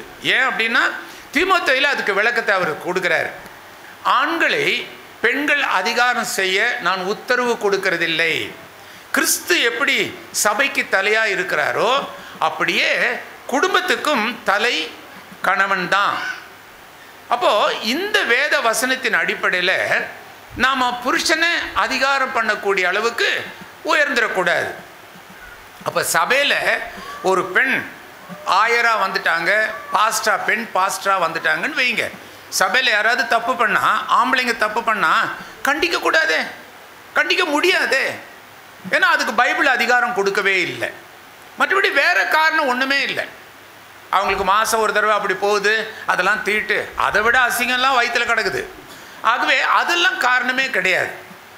வாயில் போகிறது எதுவுமே மனுஷனை தீட்டுப்படுத்தாது, வாயிலிருந்து புறப்படுகிறது தான் மனுஷனை தீட்டுப்படுத்தும். அப்போ தீட்டுன்றது வேறு ஒன்றுமே கிடையாது. அப்போ அது காரணம் அல்ல. இந்த ஆதிக்கம் வந்து பெண்கள் வந்து அந்த காரியத்தை செய்யக்கூடாதுன்றதுனால தான் இந்த ஏற்பாட்டை ஆண்டவர் அந்த வசனத்தை சொன்னார். ஸோ இதெல்லாம் நம்ம லிங்க் பண்ணி வாசித்தா மாத்திரம்தான் இதனுடைய அர்த்தத்தை புரியுமே தவிர, ஒரு வசனத்தை எடுத்துட்டோம்னா உபதேசங்கள் மாறி போயிடும். அப்போ இந்த வசனத்தை எப்படி நம்ம கண்டுபிடிக்கிறது? ஏன் உலகம் வந்து ஒழுங்கீனமாக போனது? இப்போ கண்டுபிடிக்கணுன்னாக்கா ஏற்கனவே நான் சொன்ன மாதிரி ஒரு வசனத்தை எடுத்துட்டோன்னா அர்த்தம் மாறிப்போய் உபதேசம் மாறி போயிடுது. அதே மாதிரி ஆவிக்குரிய ஜீவித்திலையும் சோர்ந்து போயிடுறதுக்குள்ள சில வசனங்களும் இருக்குது. யோவான் 14:14 சொல்கிறாரு, என் நாமத்தில் நீங்கள் என்ன கேட்டாலும் நான் உங்களுக்கு அதை தருவேன்னு சொல்லிட்டார் இல்லையா? அதே பிடிச்சிட்டு இயேசு நாமத்தில் கேட்குறேன், இயேசு நாமத்தில் கேட்குறேன், மணிக்கணக்காக ஜெபிச்சு இன்னுமே கிடைக்கலையே அப்படின்னு சோர்ந்து போயிடுவோம் இல்லையா? இப்போ வசனத்தை நம்ம நல்லா வாசிக்க தெரிஞ்சிட்டோம்னாக்கா லிங்க் பண்ணி பார்க்கணும். இந்த மாதிரி உள்ள வசனத்துக்கு இன்னொரு இடத்துல என்ன அர்த்தம் இருக்குது? 1 யோவான் 5ஆம் அதிகாரம் 14வது வசனத்தில் நீங்கள் பார்த்தீங்கன்னா, அவருடைய சித்தத்தின்படி எதை கேட்கிறீர்களோ அதை தான் பெற்றுக்கொள்வீர்கள். நீங்கள் இயேசுவின் நாமத்தில் கேட்குறது கரெக்டு, ஆனால் நீங்கள் கேட்குற காரியம் ஆண்டவருக்கு பிரியமானது தானா? ஒரு கேள்வி கேட்டு பாருங்க. அப்போது ஆண்டவருக்கு பிரியம் இல்லாததை இயேசுவின் நாமத்தினால மணிக்கணக்காக அழுது உபவாசம் பண்ணி ஜெபிச்சாலும் கர்த்தர் கொடுக்க மாட்டார். ஸோ பைபிளுடைய கண்டிஷனை கவனிச்சுக்கங்க. நீ கேட்குறது உனக்கு கொடுக்கணும் அப்படின்னாக்கா இயேசுவின் நாமத்தில் தான் நம்ம கேட்குறோம். எல்லாம் ஜெபம் பண்ணி பிதாவுக்கெல்லாம் அட்ரஸ் பண்ணி எல்லாம் ஜெபம் பண்ணி முடித்த உடனே இவைகள் எல்லாவற்றையும் இயேசு கிறிஸ்துடைய நாமத்திலேயே கேட்டுக்கொள்கிறோம் அப்படி தானே நம்ம முடிக்கிறோம். ஆண்டவர் அப்படி தான் நமக்கு கற்றுக் கொடுத்துருக்கிறார். ஆனால் அப்படி கேட்குறது கூட கொடுக்குறதா இருந்தால் அவருக்கு பிரியமானதை தான் கேட்கணும். அந்த காலத்தில் எங்கள் சர்ச்சிலேருந்து ஆயர்கள் எல்லாம் வந்தாங்க. வந்துட்டு ஒரு திறப்பு விழாவுக்காக வந்து நீங்கள் தான் ரிப்பன் கட் பண்ணி திறப்பு விழா செய்யணும். நம்ம சர்ச் மெம்பர் தான் ஒரு புது கடை ஓப்பன் பண்ணியிருக்கிறாரு. நான் சொன்னேன், இந்த திறப்பு விழாக்கெலாம் வரதெல்லாம் எனக்கு பிடிக்காதுங்க, தயவுசெய்து என்னை விட்டுருங்க, பெரிய பெரிய ஆளுங்களாக இருக்கிறாங்க, அவங்களெல்லாம் கூட்டிகிட்டு போங்க. இல்லை டாக்டர், நீங்கள் ஜெபிக்கிறவங்க, நீங்கள் ஜெபிச்சா அந்த கடை ஆசீர்வாதமாக இருக்கும். ரொம்ப தொந்தரவு பண்ணாங்க. நான் சொன்னேன், வரமாட்டேன், இருந்தாலும் கேட்குறேன் என்ன கடை? அப்போ தான் அவங்க சொன்னாங்க, கள்ளு கடை, ஹோல்சேல் வியாபாரம். இப்போ நான் என்னான்னு சொல்லி ரிப்பனை கட் பண்ணுவேன்? யோசனை பண்ணுங்க. கர்த்தாவே கர்த்தாவே, நிறைய பேர் வந்து குடிக்கணும், அப்போ தானே அவனுக்கு லாபம் வரும். என் ஜெபத்தை கர்த்தர் கேட்பாரா? என்னதான் அமெரிக்கா போய் பிரசங்கம் பண்ணாலும், என்னதான் பெரிய ஊழியக்காரன் அந்த ஊழியக்காரன்னாலும், அர்த்தம் இல்லாமல் தேவனுக்கு பிரியமில்லாத காரியத்துக்காக ஒரு பாஸ்டர் ஜெபிச்சாலும் ஊழியக்காரன் ஜெபிச்சாலும் கர்த்தர் அந்த காரியத்தை கேட்க மாட்டார். சபையில் இருக்கிறவங்களே கூட பாஸ்டர் எனக்காக ஜெபம் பண்ணுங்க, டாக்டர் எனக்காக ஜெபம் பண்ணுங்க, நிறைய பேர் வருவாங்க, ஜெபிப்பாங்க. ஆனால் உன்னுடைய வாழ்க்கையில் சரிப்படுத்த வேண்டிய காரியத்தை நீ சரிப்படுத்தாமல் எத்தனை பேர் கை வச்சு ஜெபிச்சாலும் உனக்கு பதில் கிடைக்காது. அப்போது பாஸ்டர் தான் கை வச்சாரு, டாக்டர் புஷ்பராஜ் தான் கை வச்சாரு, ஆனால் ஏன் கிடைக்கல? உன் வாழ்க்கையில் சரிப்படுத்த வேண்டியது இருக்குதே. ஊழியக்காரன் என்னுடைய ஜெபம் ரெக்கமெண்டேஷன் தான், சிபாரிசு தான். மற்றதெல்லாம் உன்னுடைய ஜெபத்தையும் உன்னுடைய வாழ்க்கையும் சார்ந்தது தான். அப்போ ஆண்டவர் என்ன சொல்வார், நீ ஏன் இப்படி உளுந்து உளுந்து இவனுக்காக நீ கேட்குற? 1008 தகராறு அவன் குடும்பத்தில் இவன் செஞ்ச, இவனாலேயே தான் வீடுக்கு பிரச்சனை, இவனாலேயே தான் பிரச்சனை, ஏன் இவனுக்கு போய் நீ சிபாரிசு பண்ணுறேன்னு தான் கேட்பார். அப்போ அந்த ஜெபம் கேட்கப்படாது. ஏதோ கடமைக்கு கேட்குறாங்களேன்னு சொல்லி ஜெபிச்சுட்டு போயிடுவோம். ஆனால் ஏன் நடக்கலை? அவர்கிட்ட போனேன், இவர்கிட்ட போனேன், ஏன் நடக்கலை? நீ சரிப்படுத்த வேண்டிய காரியத்தெல்லாம் சரிப்படுத்தாமல் அங்கே லெட்டர் எழுதுறேன், இங்கே ஜெபம் பண்ணுறது போகிறேன் அப்படின்னு சொன்னால் நிச்சயமாக ஒத்துக்கவே மாட்டார். கண்டிஷன் இல்லாத ஆசீர்வாதமே கிடையாது. இதை நீ செஞ்சால் நான் அதை செய்வேன். இதுதான் ஆண்டவர் சொல்லி தர்றது. யோவான் 15ஆம் அதிகாரம் 7வது வசனத்தில், நீங்கள் என்னிலும் என் வசனம் உங்களிலும் இருக்குமானால் நீங்கள் வேண்டிக் கொள்வது எதுவோ அது உங்களுக்கு கிடைச்சிரும். பார்த்தீங்களா? நீ இயேசு நாமத்தில் கேட்கலாம், ஓகே, அவருக்கு இஷ்டமானதையே தான் நீ கேட்குற, ஓகே. ஆனால் நீ வசனத்துக்கு கீழ்ப்படியாமல் போயிட்டேன்னா, நீ இயேசு நாமத்தில் கேட்டாலும் அவருக்கு பிரியமானதை கேட்டாலும் கர்த்தர் கொடுக்க மாட்டார். வசனத்தைக்கு பயப்படுகிறவனையே நான் நோக்கி பார்ப்பேன். அதனால தான் 107ஆம் சங்கீதம் 20வது வசனத்தில், அவர் தமது வசனத்தை அனுப்பி அவர்களை குணமாக்கினார். ஸோ வசனத்துக்கு கீழ்ப்படியலைன்னா எத்தனை பேர் கை வச்சாலும் உனக்கு சுகம் கிடைக்கவே கிடைக்காது. இப்படி தாங்க வாசித்து வசனத்தை ஒப்பிட்டு பார்த்து அதன்படி நம்ம ஜீவிச்சோம்னாக்கா நம்முடைய ஜெபம் கேட்கப்படும். நம்ம வசனத்தின்படி வாழுகிற பிள்ளைகளாக நம்ம வாழ முடியும். சரி, இப்போது பைபிள் சொல்லுது, ஆதியிலே தேவன் வானத்தையும் பூமியும் உண்டாக்கினார், பூமி ஒழுங்கீனமாய் போய்விட்டது. ரைட். ஏன் ஒழுங்கீனமாக போயிடுச்சு? இப்போ பைபிள் சொல்லுது, கர்த்தருடைய புஸ்தகத்தில் தேடி வாசி. இப்போ நம்ம தேட போகிறோம். எப்படி தேட போகிறோம்? எசேக்கியேல் தீர்க்கதரிசியின் புஸ்தகம் 28ஆம் அதிகாரம் 11, 12, 13, 14, 15 வரைக்கும் நீங்கள் வாசித்து பார்த்தீங்கன்னாக்கா, தீரு ராஜா அப்படின்னு சொல்லிட்டு ஒரு ராஜா ஒருத்தன் இருந்தான். ஆரம்பத்தில் ஆண்டவருக்கு ரொம்ப பிரியமுள்ளவனாக தான் இருந்தான். திடீர்னு அவனுக்குள்ளே அகம்பாவம் வர ஆரம்பிச்சிருச்சு. அவனை எச்சரிப்பு கொடுக்கறதுக்காக ஆண்டவர் அவனுக்கு ஒரு உதாரணத்தை சொல்கிறார். தீரு ராஜா, இப்படி தான் என்கிட்ட ஒருத்தன் இருந்தான். யாரை பற்றி சொல்கிறாரு? பிசாசை பற்றி சொல்கிறார். இப்போ பிசாசு அப்படின்னு சொல்லும்போதே நம்ம எல்லோரும் எப்படியெல்லாம் யோசிப்போம். சண்டே ஸ்கூல் பிள்ளைங்களுக்கெல்லாம் பார்த்தீங்கன்னா எல்லாம் ஒரு வட்டமாக போட்டு கருப்புள்ளி சிவப்பு புள்ளிலாம் வச்சு 2 கொம்பு வச்சு 2 பல்லு நீட்டிக்கிட்டு இப்படி பயங்கரமான ரூபத்தில் தான் பிள்ளைங்களுக்கு நம்ம சொல்லி காமிக்கிறோம். அந்த ரூபத்தை சொல்லி காட்டுனால தான் ராத்திரி அதுங்க தூங்குறதில்ல, இல்லையா? ஆனால் வேதம் என்ன சொல்லுது? பிசாசு ரொம்ப அழகாக இருக்கிறான்னு சொல்லுது அந்த வசனத்தில். அப்போ அந்த இடத்துல தான் யாரை கர்த்தர் பிசாசுன்னு சொல்கிறாருன்றது விளங்குது நமக்கு. ஆண்டவருக்கு 3 தூதர்கள் இருந்தாங்க. ஒருத்தனுடைய பேர் மிகாயேல், இன்னொருத்தன் பேர் கேப்ரியல், 3வது ஆள் லூசிஃபர்.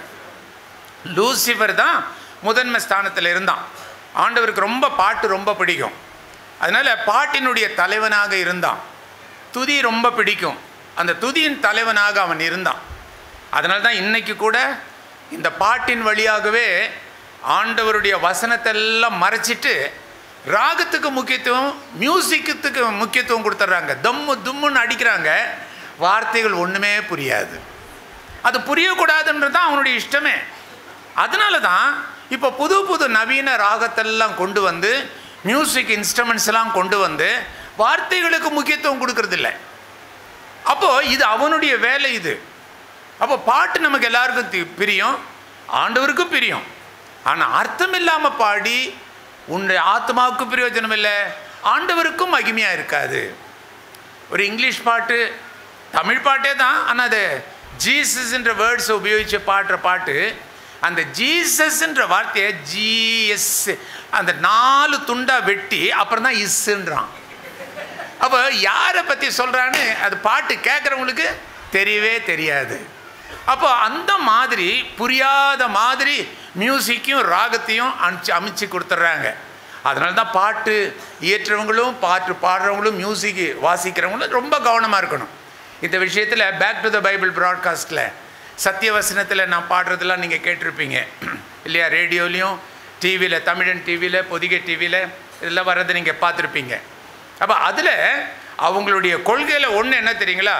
மியூசிக் எத்தனை இருந்தாலும் மியூசிக்கை அமுக்கிடுவாங்க, வேர்ட்ஸுக்கு முக்கியத்துவம் கொடுத்துருவாங்க. மியூசிக்கினுடைய சத்தத்தை அதிகமாக கொண்டே வரமாட்டாங்க. அப்போ வார்த்தைகள், பாட்டின் வார்த்தைகளே ஒரு மனுஷனுக்கு ரொம்ப பெரிய ஆறுதலாக இருக்கும். என்னுடைய பாட்டினுடைய அந்த சீடியை சிலர் சொல்லுவாங்க, உங்கள் சீடியை நாங்கள்லாம் ராத்திரி படுத்து தூங்கினோன்னு லைட் ஆஃப் பண்ணதுக்கப்புறமேலே நாங்கள் அந்த சீடியை போட்டு கேட்போங்க, ரொம்ப நல்லா இருக்குங்க. அந்த வார்த்தைகளெல்லாம் எங்களுடைய மனசுக்குள்ளே ரொம்ப பாவத்தின் பாரத்தினால் அந்த பாட்டெல்லாம் ராத்திரி அந்த பாட்டலை கேட்கும்போதெல்லாம் எங்களுடைய உள்ளத்தில் ரொம்ப பெரிய கிரியை செய்யுது. நாங்களும் சேர்ந்து அந்த பாட்டு முடிஞ்ச உடனே நாங்கள் முழங்கால் படிட்டு ஜெயிப்போம். அமைதியாக அந்த வார்த்தையை கேட்க முடிஞ்சிச்சு. மியூசிக்கு மைல்டாக இருக்கும், ஆனால் வார்த்தைகள் தெளிவாக இருக்கும். அப்போ தான் உங்களுடைய மனசுக்கும் அது புரியும், ஆண்டவருக்கும் அது மகிமையாக இருக்கும். ஆகவே இந்த பாடலுக்கு தலைவனாக இருந்தவன் தான் லூசிஃபர். ஆண்டவர் என்ன பண்ணார்? உலகத்தை உண்டு பண்ணி அவனை போய் நீ அந்த உலகத்தை போய் பார்த்துக்கோ அப்படின்னு சொல்லிட்டு அதில் ஏதேன் தோட்டத்தை உண்டாக்கி அந்த தோட்டத்தின் நடுவில் போய் பார்த்துக்கோன்னு உட்கார வச்சார். அதுக்கு முன்னாடி அவங்கிட்ட இதை பற்றி சொல்கிறார். அப்போ சொல்லும்போது தான் இந்த இடத்துல அவனை பற்றி உள்ள விளக்கத்தை இங்கே கொடுக்குறார். நீ ஆதியிலே ஏதேனில் இருந்தவன். ரெண்டாவது, நீ அழகிலே பூர்ண அழகுள்ளவனாயிருந்தாய். அழகுக்கு ஒரு எல்லை இருக்குது, பூர்ணனா எல்லையே கிடையாது, அவ்வளவு தூரம் அழகு. அப்போது ரொம்ப யாராவது ரொம்ப லிப்ஸ்டிக்கை போட்டு 5 இன்ச்சு பவுடரை ஏற்றி யாராவது நம்ம பொம்பளைங்க வந்து அப்பா பிசாஸ் மாதிரி இருக்கிறா பாரியா சொல்கிறோம் இல்லையா? ஏன் பிசாசோட கம்பேர் பண்ணுறோம் நம்ம? ஏன்னா அழகுக்கு அவன்தான் பூர்ண அழகுள்ளவன், அவன்தான். அதனால் ஓவர் மேக்கப் போட்டோன்னு வை, அவனுக்கு தான் கம்பேர் பண்ண ஆரம்பிச்சிருவாங்க. அதனால் ரொம்ப ரொம்ப கேர்ஃபுல்லாக இருக்கணும், ரொம்ப ஜாக்கிரதையாக இருக்கணும். அப்போ அடுத்தது என்ன சொல்கிறாரு? நீ பூர்ண ஞானம் உள்ளவன். ஞானத்துக்கு எல்லை உண்டு, பூர்ணத்துக்கு எல்லையே இல்லை. அவ்வளோ பிரில்லியன்ட். ஊழியக்காரனை எப்படி கெடுக்கணும்னு அவனுக்கு தெரியும், விசுவாசிகளை எப்படி கெடுக்கணும்னு அவங்களுக்கு தெரியும். நல்ல ஆழமாக கர்த்தருக்குள்ளே ஜெபிக்கிறானே அவனை எப்படி கெடுக்கணும்னு அவனுக்கு தெரியும். ஏன்னா அவன் ரொம்ப ஞானம் உள்ளவன், அதுவும் பூர்ண ஞானம் உள்ளவன். ஆகவே ரொம்ப அவங்கிட்ட ரொம்ப ரொம்ப ஜாக்கிரதையாக இருக்கணும். அவங்கிட்ட தான் கர்த்தர் என்ன பண்ணார்? இந்த ஏதேன் தோட்டத்தை ஒப்படைச்சு நீ இதை பார்த்துக்கோன்னு சொல்லும்போது சின்ன பிள்ளைங்க அடம்பிடிக்கிற மாதிரி எனக்கு ஜவு மிட்டாய் வாங்கி கொடுத்தா தான் நான் போவேன் சொல்லுவாங்க இல்லையா? எனக்கு சாக்லேட் வாங்கி கொடுத்தா தான் நான் போவேன் அப்படி சொல்லுவாங்க. அதே மாதிரி இவன் சொல்கிறான், என்னென்ன அவன் இஷ்டப்பட்டான்றதை அதுக்கு கீழே நீங்கள் பார்க்கலாம். கோமேதகம், புஷ்பராகம், வெள்ளி, வைடூரியம், தங்கம், இதெல்லாம் இந்த அலங்கார வஸ்துக்கள் எல்லாம் பிசாசுக்கு பிடிச்சது. அதுதான் நம்ம பொம்பளைங்களுக்கும் பிடிச்சது. எவ்வளோ ஜாக்கிரதையாக இருக்கணும் இல்லையா? அதனால் அந்த அலங்கார பொருட்களில் எச்சரிக்கையோடு இருக்கிறது ரொம்ப நல்லது. நகைகள் போடுறது பாவம் பைபிளில் எங்கேயும் எழுதலை. நகையை போட சொன்னதே கர்த்தர் தான். அடிமைத்தனத்திலேருந்து எகிப்து ஜனங்களை விடுவிச்ச சமயத்தில் என்ன சொன்னார்? எல்லா நகையும் என்னென்ன கிடைக்குதோ அத்தனையும் போட்டுட்டு வான்னு தான் சொன்னார் இல்லையா? போட சொன்னது ஆண்டவர் தான், அவுக்க சொன்னதும் அவர் தான். ஏன்னா அளவுக்கு மீறி அது மேலே ரொம்ப பாசம் கொண்டு அதையும் அவங்க தெய்வமாக ஆக்க ஆரம்பிச்சிட்டாங்க. அதனால தான் 1 தீமோத்தேயு 6 அதிகாரம் 10வது வசனம், பண ஆசையே எல்லா தீமைக்கும் வேர். Root, வேறுனாக்கா route. ஒரு செடிக்கு மரத்துக்கு வேர் இருக்குதே, அதான் உன் பிரச்சனைக்கு காரணமே பண ஆசை. பணம் அல்ல, பணம் இல்லாமல் ஊழியமும் செய்ய முடியாது. ஆனால் பணத்தின் மேல் உள்ள ஆசை, இன்னும் வேணும் இன்னும் வேணும் இன்னும் வேணும் அப்படின்ற அந்த ஆசை இருக்குதே, அதுதான் வீட்டின் சந்தோஷத்தை கெடுக்கும், குடும்பத்தின் சந்தோஷத்தை கெடுக்கும். கொஞ்சமாக பணம் இருந்த சமயத்தில் நீங்கள் வீட்டுக்குள்ளே எவ்வளோ சந்தோஷமாக இருந்தீங்க. பணம் நிறைய ஆனதுக்கப்புறம் பாருங்கள், பிள்ளைகளோடு பேச முடியல, புருஷனோடு பேச முடியல, வீட்டுக்கு வர்றதுக்கு டைமுக்கு வீட்டுக்கு வர முடியல, ராத்திரி 1:30 மணிக்கு வந்து அப்புறம் போயிடுற. இப்படிப்பட்ட மாதிரி பணம் பெருக பெருக குடும்ப சந்தோஷமும் கெட்டு போயிடுது. அதே மாதிரி தான் நகைகள் பாவம் அல்ல, நகைகள் மேல் உள்ள ஆசை அதுதான் பாவம். இப்போ அது மேலே ஆசை வைக்காதபடி பார்த்துக்கொள்ளணும். அளவுக்கு மீறின நகைகள் நம்ம இருக்கக்கூடாது. அதுக்கு தான் 1 பேதுரு 3ஆம் அதிகாரத்தில் வெளி அலங்காரம் உள்ள அலங்காரத்தை பற்றி பேதுரு ரொம்ப அழகாக சொல்கிறார். உள்ள அலங்காரத்துக்கு நீ முக்கியத்துவம் கொடுத்துட்டனா வெளி அலங்காரத்தை பற்றி உனக்கு அக்கறையே இருக்காது. என்ன நகை போட்டிருக்கிறோம் என்ன, இதை பற்றியே உனக்கு அக்கறை இருக்கவே இருக்காது. ஒரு நாள் என் மனைவிட்ட கேட்டேன், 2-3 மாதம் ஆச்சு, நீ தாலியே போடாமல் உட்காந்துருக்கிறியே, என் தாலி எங்கேன்னு கேட்டேன். அதான் பாருங்கள், நானும் 2 மாதமாக தேடிட்டு இருக்கிறேன், எங்கே வச்சேனே தெரியல அப்படின்ட்டாங்க. நான் போட்ட தாலியை நான் உரிமையோடு கேட்குறேன். அந்த ஒரு தாலியை தவிர, செயினை தவிர வேறு ஒன்றும் அவங்க போடவே மாட்டாங்க. அப்போது இந்த அலட்சியம் எதுக்காக வந்தது? ஒரு பெரிய ஒரு பணத்தின் மேலே நகை மேலே ஒரு ஆசை இருந்ததுனாக்கா, அப்படிப்பட்டவங்களுக்கு அந்த நகையின் மேலே உள்ள ஆசையும் இன்னும் ஆவலும் அதிகமாகி எல்லாருக்கிட்டையும் சொல்லி சொல்லி தேடுங்க தேடுங்க தேடுங்கன்னு சொல்லுவாங்க.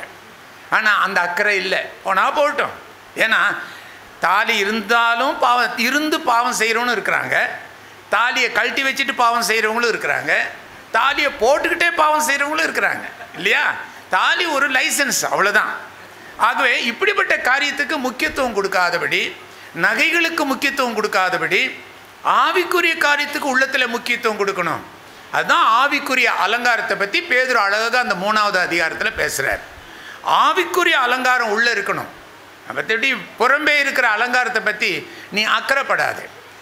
ஆசை, பண ஆசை வேறாக இருக்கிற மாதிரி தான் நகையின் மேலுள்ள ஆசையும் உனக்கு பல பிரச்சனைக்கு காரணமாக இருக்குது. இன்றைக்கி நகையை போட்டுட்டு தான் நிறைய பேர் சர்ச்சுக்கு வருவாங்க இல்லையா?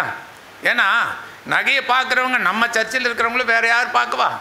வீட்டுக்குள்ளே நகையை போட்டால் யார் பார்க்குறது? அப்போ வெளியே வந்தால் தானே பார்க்க முடியும்.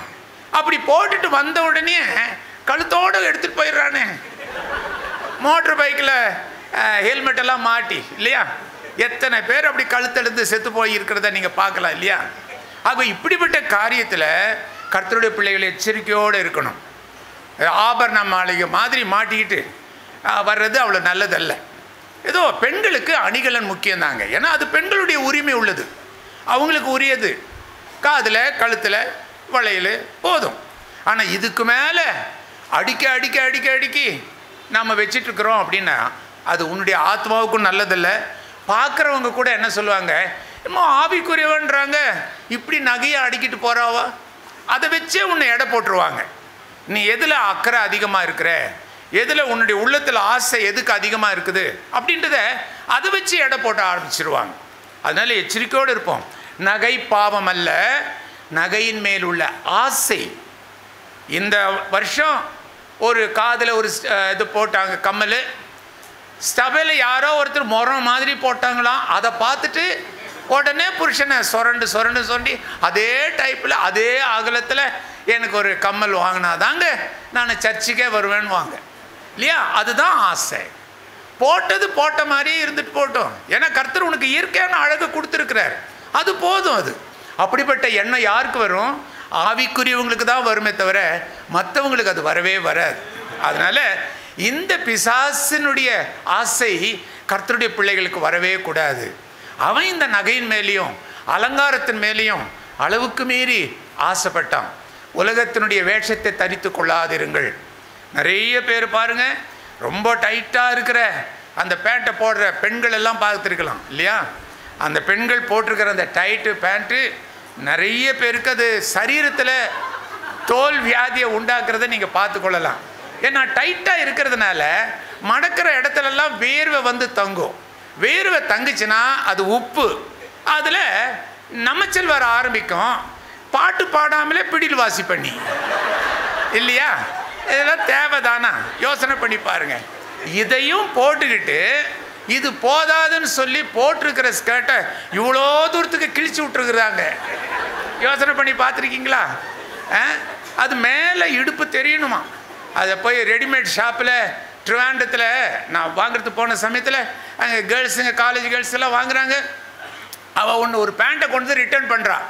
என்னங்க இது உங்கள் அளவு தானே நீங்கள் சொன்னீங்க? அளவெல்லாம் கரெக்டு, ஆனால் குமிஞ்சா உடம்பு தெரிய மாட்டேங்குது, கீழே தெரியணுமா? அது கீழ் பக்கம் கீழ் அளவுக்கு அது போகணும். அது தெரியாததுனால இந்த பேண்ட்டு எனக்கு வேண்டாம் அப்படின்னு திருப்பி கொடுத்துட்டாங்க.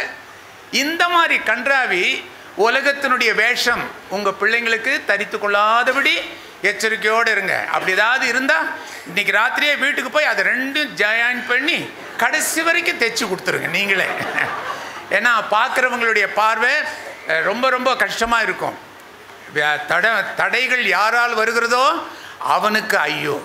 அதனால் உன்னால் ஒருத்தனுடைய கண்களில் தவறு ஏற்படுது, உள்ளத்துக்குள்ளே தவறு ஏற்படுது அப்படின்னா நீ தான் அதுக்கு காரணக்காரி, நீ தான் அதுக்கு காரணக்காரனாக இருக்கிற அப்படின்றது வேதம் சொல்லுகிற பாடம்.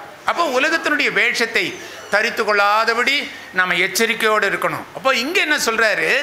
இந்த பிசாசு, இந்த தூதன், தெய்வ தூதன்.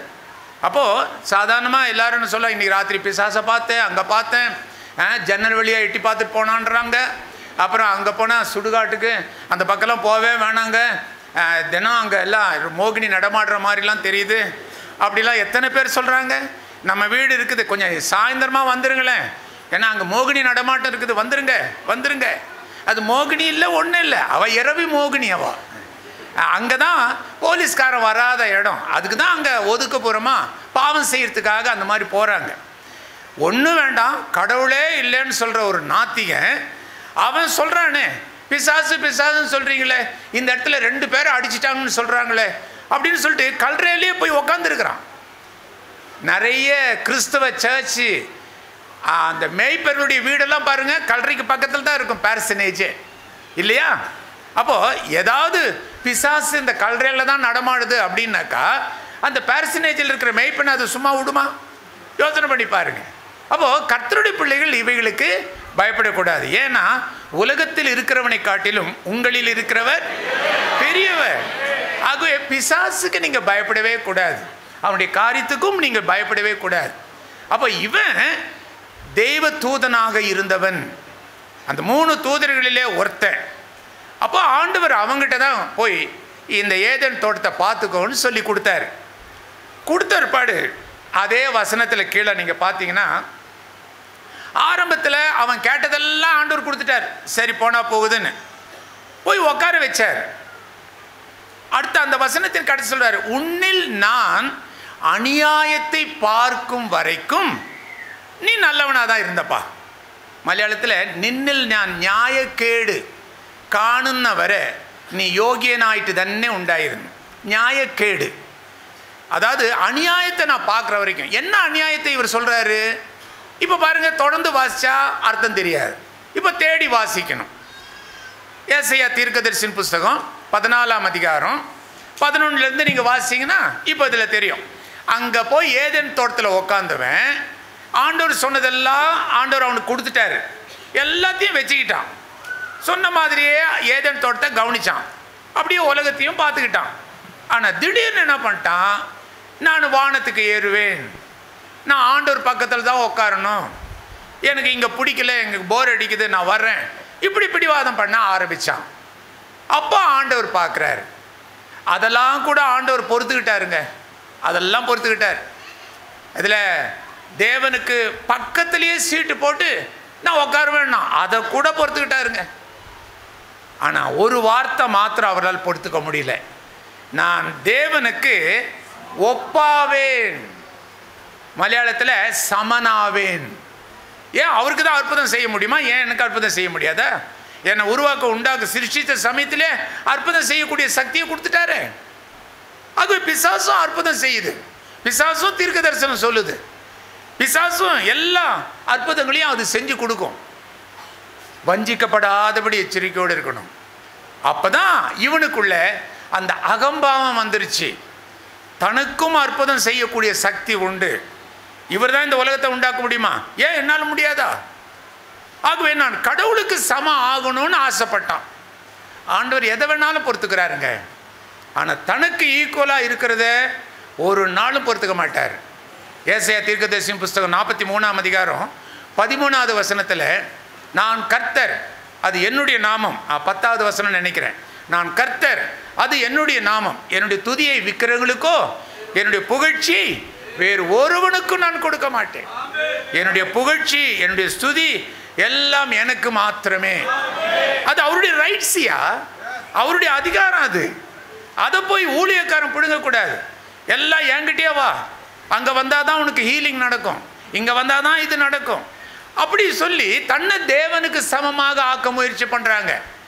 ஊதுனா உழுவாங்க, என்கிட்ட அவ்வளோ வல்லமை இருக்குது, விரல் நீட்டினா உழுவாங்க, என் விரலுக்கே அவ்வளோ அழகா அதிகாரம் இருக்குதுன்னா அப்போ எனக்கு எவ்வளோ அதிகாரம் இருக்குது. ஸோ இது தேவனுக்கு தன்னை சமமாக காட்டுகிற ஒரு ஸ்டேஜ் மேஜிக். இது இப்படிப்பட்ட காரியங்களில் பிசாசுக்கு இடம் கொடுத்த ஊழியக்காரர்கள் ஆண்டவர் அவர்களை வெறுக்கிறார். இப்போ வெளி உலகத்தில் பெரிய கூட்டம் கூடும் அவங்களுக்கெல்லாம், ஆனால் முடிவெல்லாம் தெரியும். அவங்களுடைய குடும்ப வாழ்க்கையிலையும் நிம்மதி இருக்காது, முடிவும் நல்லா இருக்காது. ஆகவே இப்படிப்பட்ட காரியங்களை எச்சரிக்கையோடு கூட இருக்கணும். அப்போ தேவன் அவனுக்கு சொன்னார், எப்போ நீ எனக்கு சமனாவேன் நீ சொன்னியோ அப்போவே ஆண்டவர் என்ன பண்ணிட்டாரு, அவனையும் அவனுடைய கூட்டத்தையும் பிடிச்சி கீழே தள்ளிட்டார். தள்ளப்பட்ட தூதரும் தூத கணங்களும் ஏதேன் தோட்டத்தில் உளுந்தாங்க. உளுந்த உடனே அவனுக்கு பெரிய கோபம் வந்துச்சு. அவனுக்கு பரலோகத்திலிருந்து என்ன தள்ளிட்டாரு, திருப்பி என்னால் அங்கே போக முடியாது. உடனே கோபத்தில் என்ன பண்ணா, அழகாக சிருஷ்டித்த ஏதேன் தோட்டத்தை கண்ணா பின்னான்னு செதறடிச்சிட்டான். எப்படி ஒழுங்கீனமா போச்சுன்றதுக்கு பதில் கிடைச்சிருச்சா? வானத்தையும் பூமியும் நல்ல விதத்தில் சிருஷ்டித்த தேவன் இப்போ அந்த பூமி ஒழுங்கீனமா போக காரணம் அந்த நடுவில் நடந்த விஷயம் பைபிளில் எழுதப்படவில்லை. இப்போ நம்ம தேடி வாசிக்கும் போது அதை நம்ம கண்டுபிடிக்க முடிஞ்சிருச்சு.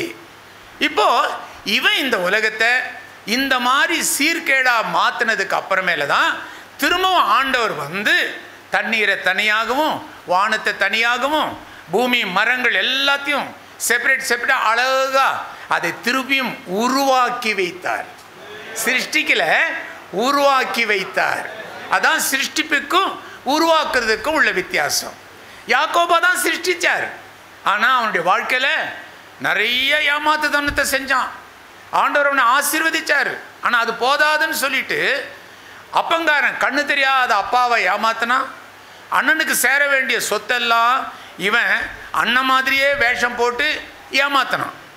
இதெல்லாம் செஞ்சுட்டு மாமங்காரன் வீட்டுக்கு போனால் அங்கேயும் ஏமாத்துத்தனம், அங்கேயும் போய் சொத்து சேர்ந்துச்சு.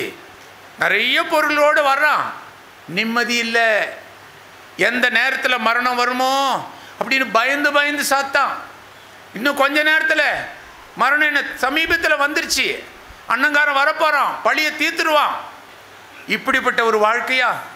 இவ்வளோ சொத்து இருந்த என்ன, இவ்வளோ ஆட்கள் என் கூட இருந்த என்ன, இன்னும் கொஞ்ச நேரத்தில் ரெண்டு உயிர் போயிடுமே, போதும் ஆண்டவரே போதும் இப்படி சொல்லி நடு ரோட்டில் உட்காந்து ஆண்டவரிடத்தில் போராடி ஜெபிக்கிறான். அப்போ தான் ஆண்டவர் கேட்குறாரு, எப்பா உன் பேர் என்ன? ஏன் ஆண்டவருக்கு தெரியாதா? பிறக்கிறதுக்கு முன்னாடியே மூத்தவன் எப்படி இளைவன் அப்படின்னு தெளிவாக சொன்னவருக்கு இவன் பேர் தெரியாது? எல்லாருடைய பேரும் அவருக்கு தெரியும், எல்லாம் உள்ளங்கையில் வரைஞ்சி வச்சிருக்கிறாரு. ஆனால் ஏன் கேட்குறாரு? எங்கெங்கே கேள்வி கேட்குறாரோ அங்கெல்லாம் நீங்கள் பார்த்தீங்கன்னா அவனுடைய தவறை அவனே உணர்றதுக்காக கேள்வி கேட்குறாரு. ஆதாமே நீ எங்கே இருக்கிற? ஏன் ஆண்டவருக்கு தெரியாதா? அவர் தூரத்திலிருந்தே சகலத்தையும் பார்க்குற தேவன். அப்படிப்பட்ட தேவனுக்கு அந்த சின்ன தோட்டத்துக்குள்ள இந்த ஆதாம் ஏவல் எங்கே இருக்கிறான்னு தெரியாது? தெரியும். அவங்க வாயிலேயே அவங்க தவறை சொல்ல வைக்கணும். ஆதாமே நீ எங்கே இருக்கிற? நாங்கள் ஒளிஞ்சிட்ருக்குறோம். ஏன்பா ஒளிஞ்சிட்ருக்கிற? நாங்கள் நிர்வாணமாக இருக்கிறோம். அப்போ தான் அவன் சொல்கிறாரு, ஏன்பா காலையிலையும் சாயந்தரமும் நீ ஒரு கை அவன் ஒரு கை பிடிச்சிட்டு இந்த ஏதேன் தோட்டத்தில் நம்ம ஓலாவில் எவ்வளோ காரியத்தை நம்ம பேசணும். அப்போல்லாம் உனக்கு நிர்வாணம்னு தெரியலையா? இப்போ எப்படி உனக்கு நிர்வாணம்னு உனக்கு தெரிஞ்சிச்சு? கேள்வி மேலே கேள்வி கேட்டு கேட்டு கேட்டு எந்த பழத்தடியில் தின்னு ஆண்டவருக்கு கீழ்ப்படியாமல் போனாங்களோ அங்கே கொண்டு வந்து நிறுத்துறார். இதுக்காக தான் அவர் கேட்டார், நீ எங்கே இருக்கிறேன்னு கேட்டார். ஸோ ஆண்டவர் கேட்குற எல்லா கேள்வியும் உன்னை புரிய வைக்கிறதுக்கு தான் கேட்குறாரு. அப்போ இவன் யாக்கோபு சொல்கிறான், என் பேர் யாக்கோபுங்க. யாக்கோபு என்று சொன்னால் வேதம் சொல்லுது 28வது அதிகாரத்தில் அவன் எத்தனும் ஏமாற்றுக்காரன். ஏசா சொல்கிறான், அவன் பேருக்கு ஏற்ற மாதிரி அவன் எத்தனும் ஏமாற்றுக்காரனுமாக தானே இருக்கிறான் அவன் அப்படின்னு சொல்கிறான். அப்போ யாக்கோபு என்றால் எத்தன் அல்லது ஏமாற்றுக்காரன். உடனே ஆண்டவர்கிட்ட அவன் ஒத்துக்கிறான், ஆமாண்டவரே, கண்ணு தெரியாத எங்கள் அப்பாவை நான் ஏமாத்தினேன், நான் தேவ பயம் இல்லாத போயிட்டேன், நான் அது இல்லாமல் இன்னொருத்தனுடைய பொருளை நான் வஞ்சிச்சேன். அவன் மாதிரி அவன் கையில் முடி இருந்துச்சு, எனக்கு முடி இல்லை, பிறப்பிலேயே எனக்கு முடி இல்லை. ஆனால் அவனுக்கு கை நிறைய முடி இருக்கும். அதே மாதிரி ஆட்டு முடியெல்லாம் ஒட்ட வச்சு எங்கள் கண்ணு தெரியாத அப்பாவை ஏமாத்த. ஏன்னா அவர் தடவி பார்ப்பார், மூத்தவன் எப்படி இளைய எப்படின்னு தடவி பார்த்தாலே தெரிஞ்சு போயிடும். இப்படி நான் ஏமாற்றி சொத்தை சேர்த்தேன், மாமன் வீட்டிலையும் ஏமாத்தினேன். ஒத்துக்கொள்ளுகிறான், தன்னுடைய குற்றத்தை ஒத்துக்கொள்ளுகிறான். அதுதான் அதனுடைய அர்த்தம். பேரை சொன்னதுக்கு காரணமே அவன் குற்றத்தை ஒத்துக்கிட்டான். நான் ஏமாத்துக்காரன் தான், நான் பொய் பேசுகிறவன் தான். நீதிமொழிகள் புஸ்தகம் 28ஆம் அதிகாரம் 13வது வசனம், பாவங்களை மறைக்கிறவன் வாழ்வடைய மாட்டான். அவனுக்கு லைஃப் இல்லைன்னு அர்த்தம். நீ பாவத்தை மறைச்சி மறைச்சி மறைச்சி ஜீவிக்கிற, உன் மனைவி கிட்ட அதை மறைக்கிற, உன் புருஷன்கிட்ட மறைக்கிற, அப்பா அம்மாவுக்கு தெரியாமல் நீ மறைஞ்சி வாழ்கிற. அவங்களுக்கெல்லாம் தெரியாது. ஆனால் ஆண்டவருடைய கண்கள் எவ்விடத்திலிருந்தும் எல்லாரையும் நோக்குகிறது, எல்லாரையும் பார்க்குது. உங்கள் அப்பா அம்மாவுக்கு தெரியாதுன்னு நினைக்காதம்மா, தங்கச்சி தம்பி, அப்பா அம்மாவுக்கு தெரியாதுன்னு நினைக்காத. நீ எங்கெங்கே போகிற, மேட்டி ஷோவில் நீ எங்கே உக்காந்துருக்கிற, எல்லா ஆண்டவருக்கு தெரியும். லால்பாக்கில் நீ எங்கே உக்காந்துருந்த, அதுவும் ஆண்டவருக்கு நல்லா தெரியும். ஜாக்கிரதை, அப்பா அம்மா பார்க்கல தான், ஆனால் ஆண்டவர் பார்த்தார். ஸோ எச்சரிக்கையோடு கூட இருப்போம். கர்த்தருடைய கண்கள் எல்லாரையும் பார்க்கிறது. அவருக்கு முன்பதாக எல்லாம் நிர்வாணமாக இருக்கிறது. அப்படின்னா அவருக்கு எதுவுமே மறைக்கப்பட்டது இல்லை அப்படின்றது அர்த்தம். அப்போ பாவத்தை மறைக்கிறவனுக்கு அவனுக்கு நல்ல லைஃப் கிடையாதுன்னு அர்த்தம். ஆனால் அடுத்த வார்த்தை என்ன சொல்லுது, அதை அறிக்கை செய்து விட்டு விடுகிறான். அறிக்கை செய்தவனுக்கு இல்லை, வார வாரம் பாவரிக்கை செய்கிறாங்களே, சிஎஸ்சிலையும் மற்ற லூத்தரன் சர்ச் இதெல்லாம் பார்க்குறீங்களே, எல்லாம் மனப்பாடமாக சொல்லுவாங்க. செய்யத்தகாததை நான் செய்து வந்தேன் எல்லாம் சொல்லிடுவாங்க. ஆனால் திருப்பியும் அதே தவறை செய்வாங்க இல்லையா? அந்த மாதிரி உள்ள தவறு அல்ல. அந்த மாதிரி உள்ள அறிக்கை ஒரு நாளும் கர்த்தர் மன்னிக்கவும் மாட்டார். அப்போது நீ அறிக்கை செஞ்ச பாவத்தை, நான் பொய் பேசுகிறவன், இனிமேல் நான் பேச மாட்டேன்னா பொய் பேசக்கூடாது. அந்த வீட்டில் போனால் எனக்கு பாவம் இருக்குது, நான் புரிஞ்சுக்கிட்டேன் ஆண்டவரே, இனிமேல் அந்த வீட்டுக்கு போகக்கூடாது. அப்படிப்பட்டவங்களோட நான் பேசினா தப்பு வருது அப்படின்னா அப்படிப்பட்டவங்ககிட்ட நீ போகாத, பேசாத. விழுந்துட்டு அப்புறம் அழுது அழுது நீ கண்ணீர் விட்டு மன்னிப்பு கேட்டு என்ன பிரயோஜனம்? விழுகிறதுக்கு முன்னாடி உன்னை ஜாக்கிரதையாக நீ பார்த்துக்கோ. ஏன்னா அறிக்கை செய்தால் மாத்திரம் போதாது, பாவி பாவி நீ அழுதா மாத்திரம் போதாது. அந்த பாவத்தை நீ அறிக்கை செய், அடுத்தது விட்டுடு. விட்ட உடனே பாரு அடுத்தது என்ன மாற்றங்கள் கிடைக்குது. தேவனுடைய இரக்கம் தானா உனக்கு கிடைச்சிடும். பாவத்தை அறிக்கை செய்து விட்டு விடுகிறவனுக்கு தேவ இரக்கம் கிடைச்சிடும். இறக்கம் வந்தால் வியாதி நல்லாயிடும், இறக்கம் வந்தால் நீ பாஸ் ஆகிடுவேன், இறக்கம் வந்தால் கர்த்தர் உனக்கு ஞானத்தை கொடுப்பார், இறக்கம் வந்தால் உன் கடன்கள் எல்லாம் கர்த்தர் மாறுறதுக்கு ஒரு புது வழியை காட்டி தருவார். ஸோ அவருடைய இறக்கம் ஏன் வரல? நீ பாவின்னு ஒத்துக்கிறிய தவிர இன்னும் நீ அந்த பாவத்தை நீ விடாமல் இருக்கிற. அவங்ககிட்ட நான் 6 வருஷமாக பேசலைன்னு சொல்கிறிய தவிர இன்னும் நீ ஒப்புரவாகலை, இன்னும் மனசில் கசப்பை வச்சுக்கிட்டே இருக்கிற. அப்புறம் எப்படி ஜெபத்துக்கு கர்த்தர் பதில் ஒன்று கொடுப்பாரு? பல வருஷத்துக்கு கிறிஸ்தவன் தான், ஆனால் பதில் கொடுக்கணுமே. கர்த்தருடைய வசனத்துக்கு பயப்படுகிறவனையே கர்த்தர் நோக்கி பார்ப்பார். அப்போது கர்த்தருடைய கிருபை உனக்கும் உன்னுடைய வீட்டுக்கும் வரணும் அப்படின்னா பாவத்தை மறைக்காத, இனிமேல் மறைக்காத. ஒவ்வொரு கன்வென்ஷனுக்கும் வந்த இருதயத்தை கடினப்படுத்திகிட்டே போயிட்டேன். எவன் வேணாலும் பேசிட்டான், என்னை ஒன்றா அசைக்க முடியாது. ஆனால் இன்றைக்கி உனக்கு லாஸ்ட் சான்ஸாக இருக்கும். ஜாக்கிரதை, இன்னொரு சான்ஸ் கர்த்தர் கொடுப்பாருன்னு நினைக்கவே நினைக்காத. இன்றைக்கி ராத்திரி என்ன ஆகும்னே தெரியாது. ஆகவே இப்படிப்பட்ட சமயத்தில் நாம் ஒரு தீர்மானம் செய்யணும். கர்த்தாவே, யாக்கோபை போல நான் என் தப்பை நான் ஒத்துக்கிறேன், என்னுடைய பாவத்தை நான் ஒத்துக்கிறேன், என்னை தயவுசெய்து உருவாக்கும். நான் பழைய மாதிரியே கடங்காரனாக இருக்கக்கூடாது, பழைய மாதிரியே வாழ்க்கையில் முன்னேற்றம் இல்லாமல் வீட்டில் அடைஞ்சி இருக்கக்கூடாது. எனக்கு ஒரு வாழ்க்கை வேணும். பழைய மாதிரியே எனக்கு ஒரு தொழில், அந்த தொழிலில் எனக்கு சந்தோஷம் இல்லை, ஆனால் அது வேணாம். எனக்கு ஒரு புது மாற்றத்தை கர்த்தர் நிச்சயமாக தர காத்து கொண்டு இருக்கிறார். ஆனால் நீ ஒத்துக்கணும், அறிக்கை செய்யணும், விட்டுடணும். கர்த்தர் பாருங்கள் ஒரு பெரிய மாற்றத்தை தருவார். யாக்கோபு ஒத்துக்கிட்ட உடனேயே கர்த்தர் சொன்னார், நீ எப்போ உன்னுடைய தவறை நீ ஒத்துக்கிட்டு யாக்கோபுன்னு நீ சொல்லிட்டியோ அப்போவே இந்த நிமிஷம் முதல் நீ யாக்கோபல்ல, உன்னை இஸ்ரவேலாய் மாற்றுகிறேன். இஸ்ரவேல்னாக்கா பரம்பரை பணக்கார மாதிரி, பிரபுக்களின் அந்தஸ்து. நீ பயந்து பயந்து சொத்தை நீ அனுபவிக்க வேண்டாம். தைரியமாக உன்னுடைய பணத்தை நீ அனுபவிக்கலாம். இன்கம் டேக்ஸ்க்கு நீ பயப்பட வேண்டியதில்லை. ஒழுங்காக நீ வரி கட்டி அழகாக நீ ஜீவிக்கலாம். ஆனால் கர்த்தருடைய பிள்ளைங்க அதை மறைக்கக்கூடாது இல்லையா? அப்போ நீ நல்லா ஜீவிக்கலாம். அப்புறம் யாருக்கும் எந்த விதமான பயமும் இருக்க வேண்டியது இல்லையே. அப்போது கர்த்தருடைய பிள்ளைகளாக நீ வாழணும் அப்படின்னாக்கா மறைக்காதே, மறைக்காதே, இருதயத்தை கடினப்படுத்தாதே. அந்த யாக்கோபை ஒத்துக்கிட்டான். உடனே கர்த்தர் யாக்கோபாக உருவாக்கி சிருஷ்டித்தார், இஸ்ரவேலாக உருவாக்கினார். இன்னைக்கு ராத்திரி கூட நீ வந்த மாதிரியே திரும்பி போகணும்னு இல்லை. கர்த்தர் உன்னை உருவாக்கி அனுப்ப போறார் ஒரு புது சிருஷ்டியாக. ஒருவன் கிறிஸ்துவுக்குள் ஆனால் அவன் புது சிருஷ்டி. அதோடு வசனம் நிற்கல, பழையவைகள் எல்லாம் அது ஒழிந்து போகாம நீ புது சிருஷ்டின்னு சொல்லாத, சொல்லி பிரயோஜனம் இல்லை. பழைய தொடர்பு, பழைய பேச்சு, பழைய கெட்ட வார்த்தை அதெல்லாம் நிற்கணும். அப்படின்னாக்க தான் நீ புது சிருஷ்டி, நீ கிறிஸ்துவனுடைய புது சிருஷ்டியாக நீ மாறுவே. இன்னைக்கு ராத்திரி அதை மாற்றி தருவார். இன்னைக்கு ராத்திரினா இன்னைக்கு ராத்திரி படுத்து தூங்கும் போதல்ல, இப்போ மாற்றுவார். ஏன்னா எப்போ தீர்மானம் பண்ணுறோமோ கர்த்தர் அந்த நிமிஷத்துலேருந்தே கிரியை செய்ய ஆரம்பிச்சிருவார். ஒரு வாரம் கழிச்சு கிரியை செய்கிற தேவன் அல்ல. பார்க்கலாம், ஒரு வாரம் பார்க்கலாம் இவன் எப்படி இருக்கிறான், இவன் எப்படி இருக்கிறான், அப்படி செய்கிற தேவனே இல்லை. அந்த நிமிஷமே கர்த்தர் உன்னை மாற்றுவார். உன்னை ஜீவித்துக்கு ஒரு புது பாதையை தருவார். உன்னை உருவாக்கி இந்த இடத்தை விட்டு அவர் அனுப்புவார். ஜெபிக்கலாமா? எல்லாரும் கண்ணை மூடி ஜெபிப்போம்.